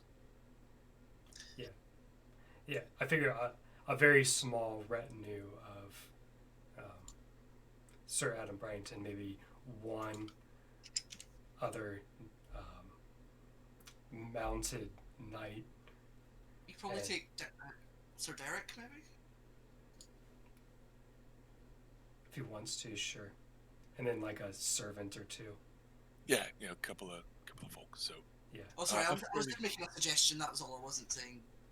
Yeah, so just a half dozen people tops, Mhm. just going on vacation like you do. Anyone who might be interested in coordinating wedding plans, right? Like, as well.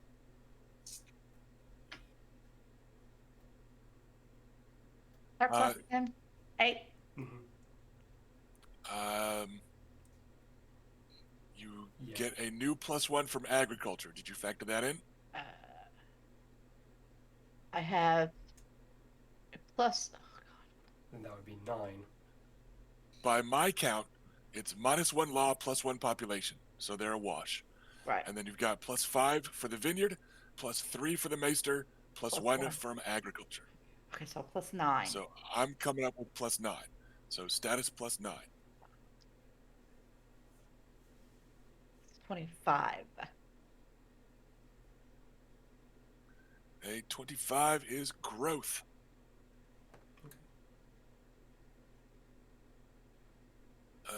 Growth is improve 1 resource by 1 point. I'm gonna go influence by 1. actually to represent Bela establishing and continuing good relations with some neighbors.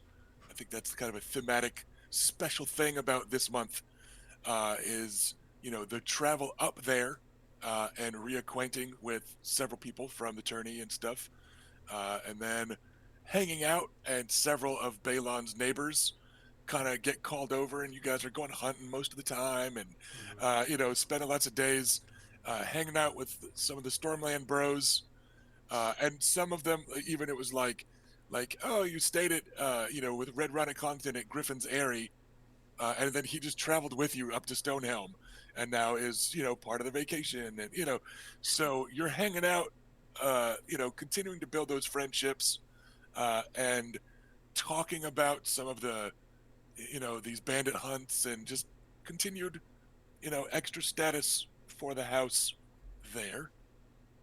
And what is the house action? Well, yeah, the house action for this month is building the agriculture. So again, technically it shouldn't have been there, but fuck it, I don't care. So now you guys officially have house agriculture for Nymerian. That is your action for this month. So, Ash, what was your role? Well, I was originally sitting on a curse, but because it's not -5 anymore, I got that is now down to growth. Nice. All right. So I was like, plus oh one. no. Oh. But we're good because the modifier was different. So Let's go population. So that's going to actually be a +2 to population because of the renewed agriculture. okay. I feel like as that has had time to settle in, you've got more and more people that are healthy and hale and hardworking, and stuff like that. So I think that's a good one to make sense for some growth at the moment. Sure. So that's +2 including the bonus. So it's just a total of 2 with that factored in. Correct. Cool. So there we go. And I'm just going to be managing resources. All right. So manage resource. Yeah, because this is actually the first action you've actually got free, because you weren't just finishing up old projects. Yeah. Is there anything you want to shuffle around? I do. I think I want to shift a little bit. Oh, mind you, if I drop the influence, then I'll have another negative modifier, won't I? You can drop the influence to 21 without hurting the status of House Danet. Okay. I would like to. I'll just shift 1 point because I'm at 23 influence, and I don't want to drop it too low. So I would like to put a point of influence into law. All right, so starting some organization to hunt down some bandits and stuff, coordinating with neighbors to the south, which again it's currently House Drinkwater, looking after the former holdings of House Ironwood, etc., etc., etc.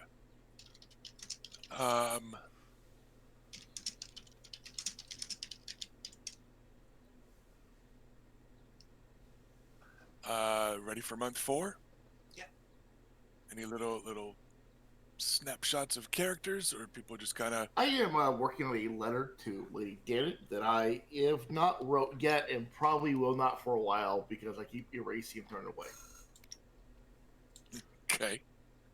So there's that. Raina's busy overseeing stuff. I'm gonna do other stuff Layla's too. on vacation. That's there. Yeah. Layla's left just hunting boar all day, making love all night, just having a good time. Everyone else is working. She's just like, I'm not even trying, and I got us a point of influence. Whee! You never know. Yeah. So month 4. Better roll something. Oh, don't fall.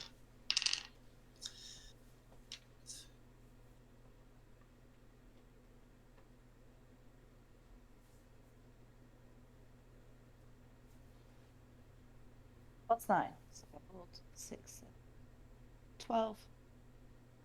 Oh, It's 9. 21. Gross. Yeah, Regular old gross.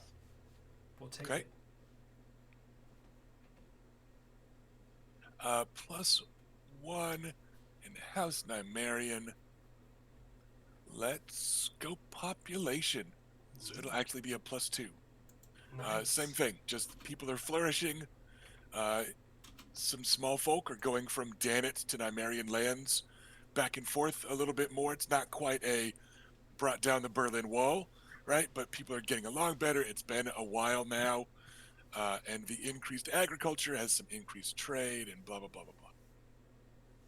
So +2 population from what would be a +1. Well, that gives us a 26. It's fantastic. Nice. That's very nice. So some growth, some growth.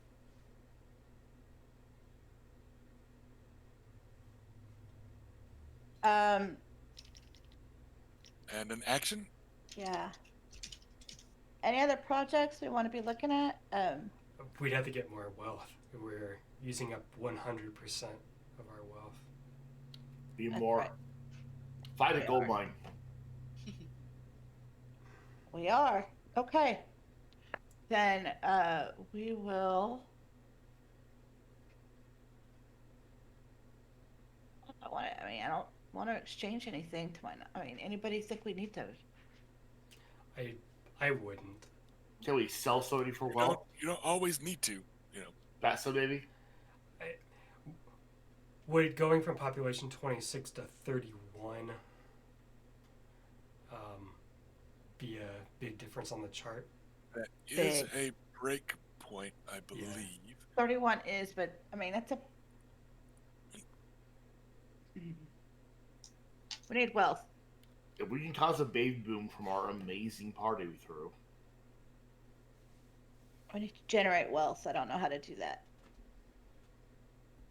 Making money. But yeah, going to a 31 is an extra +2 on house fortune rolls. And actually, for the record, being in the 30s on population is the sweet spot. If your population goes higher than that, it starts to be penalties again, Okay. which is interesting. Too many people. That is interesting. But you can always move Yeah. population into power, so you can manage that pretty well if you want. Yeah, you don't have idle people lying around causing trouble or Get to whatever. work. I'll put them to work. Don't worry. Baylor knows what to do. All right. Well, then we're gonna not split, right? Oh, you don't want the extra +2? Well, I mean, I don't want to. Where are we gonna get that? Influ.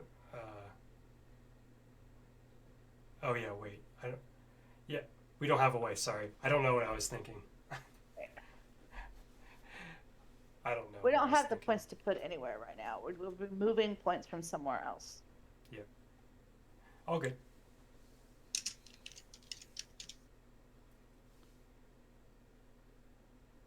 Then we are done.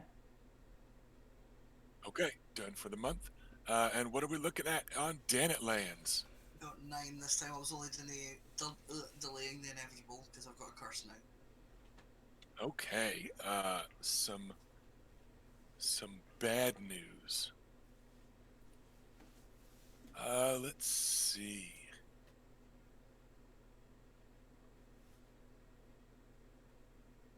This will reduce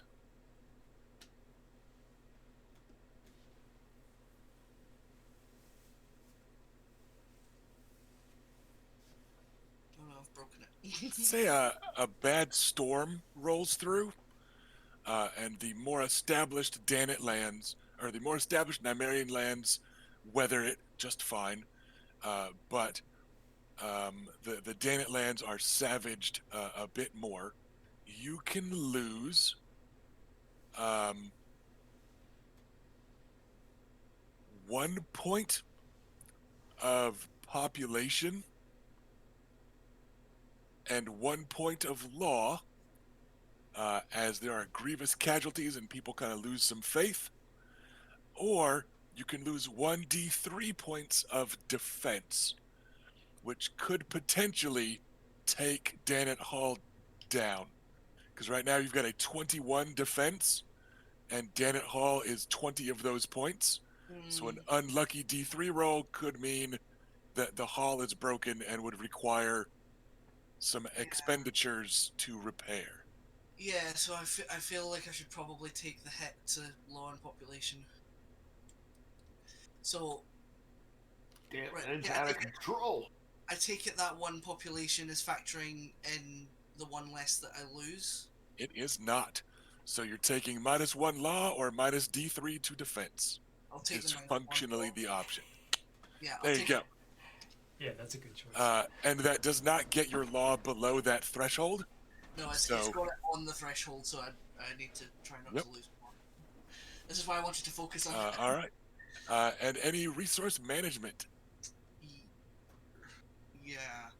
Can I put that spare 2 wealth to bringing law back up? It's you don't have a spare 2 wealth anymore. I All your wealth are invested. Oh fuck yeah! I don't have it right. Yeah, no. I guess I can't really. I could put another. No. Sorry. No. I'm gonna leave things. Oh no! Wait. I. Oh, hold on. Let me just check a thing. No problem. No, I can't. I And can't. if you, I as thought- a reminder, if you want wealth, if you have a need for it and a plan for it, you can petition Grandfather Makar, and you guys could shuffle some stuff around. No, I get it. The options are there for you guys to potentially pull from your bannermen and vice versa. Adam doesn't want to do that unless he absolutely has to, because it's kind of the principle of the thing. He needs to Okay. show.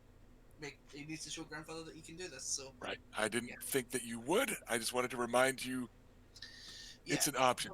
For the record, what I'm doing with your other bannermen is they are static unless you guys are messing with them. Yeah. Basically, is No, how I'm handling it. It's fine. I'm just like I've got one spare, not spare, but like 1 point of influence that I can afford to move around, but I can't move it into what I want to move it into because I wanted to move it into lands to bring lands back to 21, but I don't think I can do that. It's not in the table. So what were you? I missed the exact shuffle. What's going on?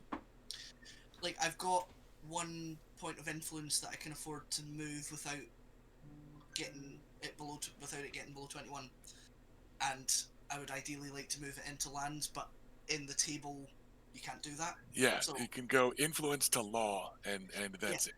So that was all I was saying. Sorry, I had to repeat that. No problem. So yeah, that's me done for this round. Okay. And that was month 4.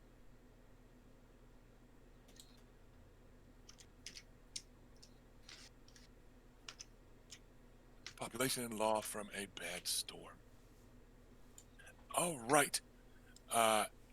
Then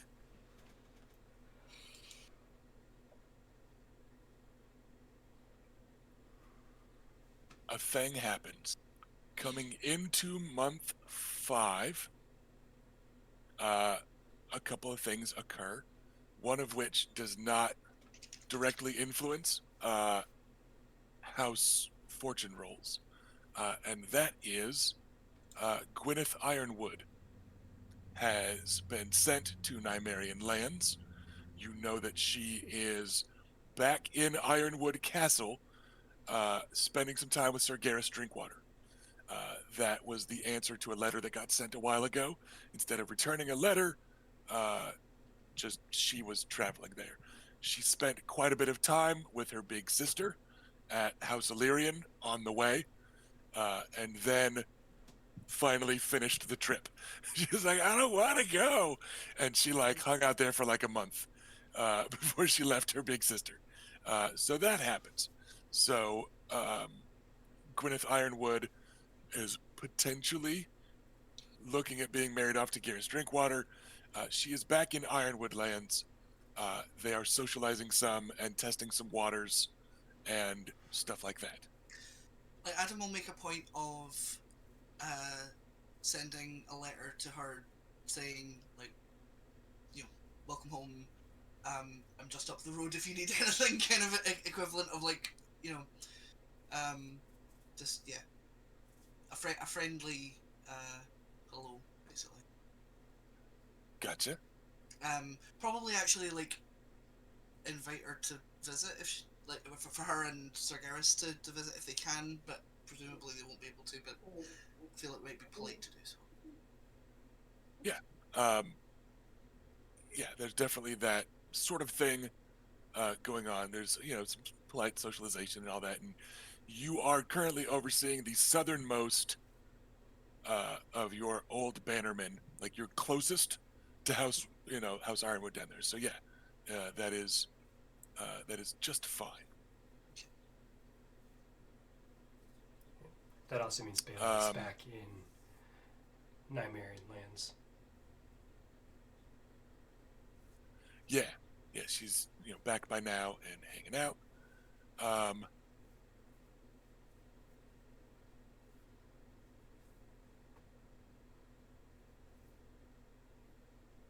It's almost 6. Yes, it is. So here, as we are going into month 5, Mm-hmm. before those rolls happen, you receive, along with Gwyneth Ironwood, she brought a letter, and the letter is to Lord Makar, and Lord Makar summons you to the Solar, including a summons for Adam. So, like, we will meet in the Solar this evening. You get a breathless rider early in the day saying, Lord Makar requests the presence of the steward of Danet Lands and suggests that the Maester may also accompany him. Blah, blah, blah. So, some big news.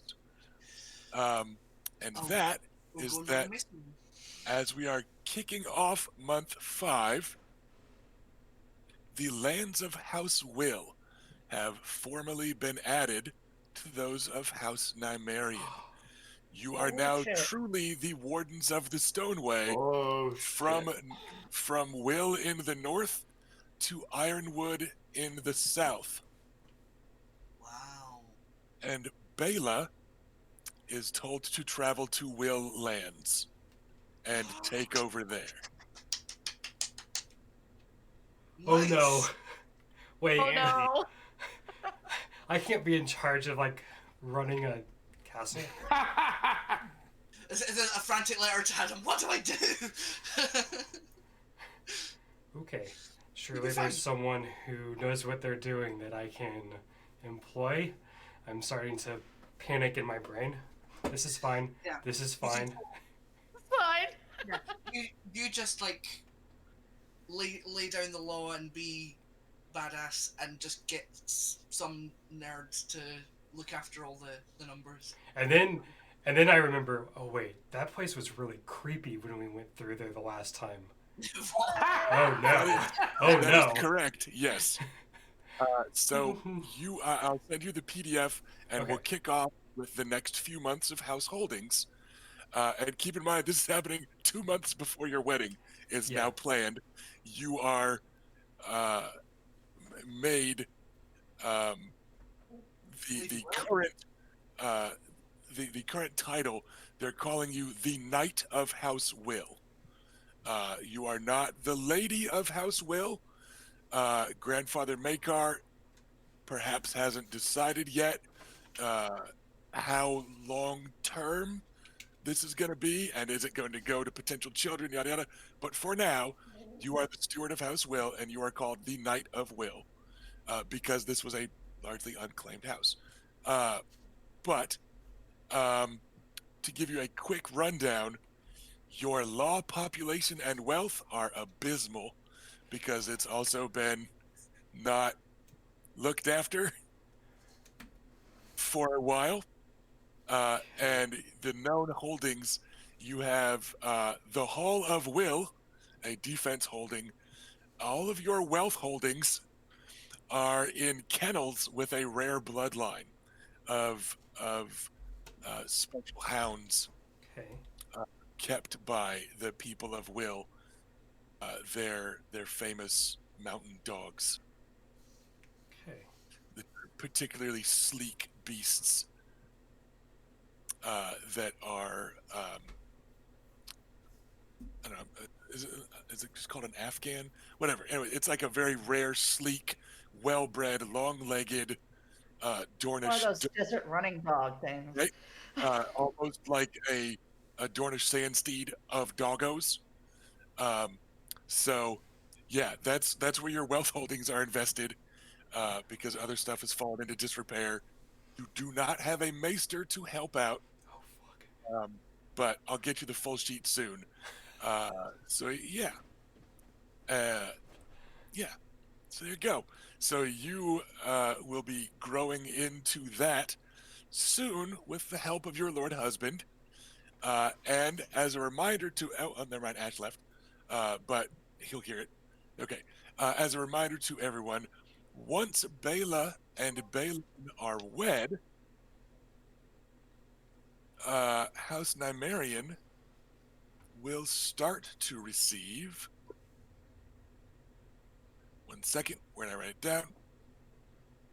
A +1 to House Nymerian fortune rolls. But I'm actually gonna not give that to House Nymerian. We're gonna give that to House Will. What? Boo. The trade coming, Will's always taking our shit. the trade coming from the wealth of House Swan.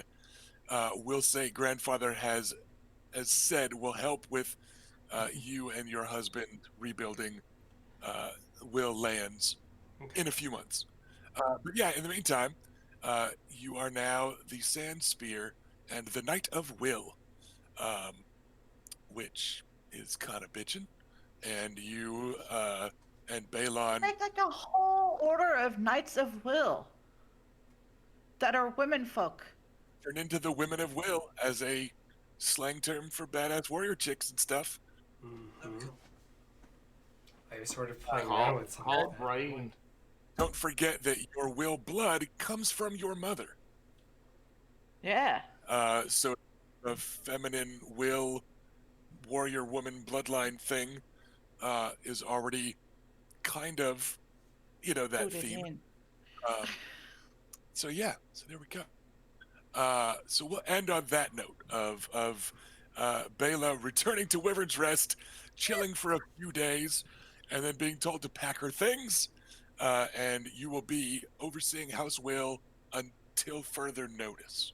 Okay. So we will pick up with a couple more House Fortune rolls in 2 weeks' time, and yeah, see how things go for the Stoneway in the near future. So thank you for coming by, everybody. I know we had this kind of clunky mechanical stuff to do, but kingdom management is a big part of the appeal of this game, in that the cool stuff you get for managing it. So that means we got to do some of the uncool stuff beforehand, and that's some of these roles and all Boo. that. But Very uncool. yeah, so some pretty cool stuff there is a coming. So we'll see everybody back here in 2 weeks' time, and hopefully I will see some of you before that.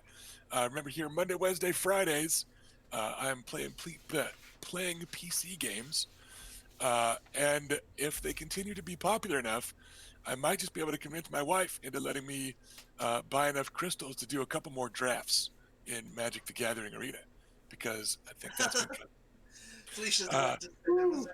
Don't want to put anyone on blast, but Felicia. I'm just saying it's what It's the all people on me, right? and I did just get a Twitch Oh. page, so it's just reinvesting in this business. But yeah, we'll be playing some more Magic tomorrow. I still have a token for at least one more draft before we see what happens next. But we'll be playing some Magic tomorrow, and then more PC games Wednesday and Friday. Maybe some Overwatch later this week while we're still doing the Archives event. So check in. Make sure you've got us followed, and you'll get the go live notifications. You can see what I'm playing. You can decide if you want to drop everything and come watch. And yeah, hope everybody has a good time. Thanks for swinging by this episode. Hope you enjoyed it, dear viewers. Hope you enjoyed it, dear players. I'm gonna go eat some fucking pot roast that I've been smelling since it went in the thing. So, bye, everybody. Bye. Bye.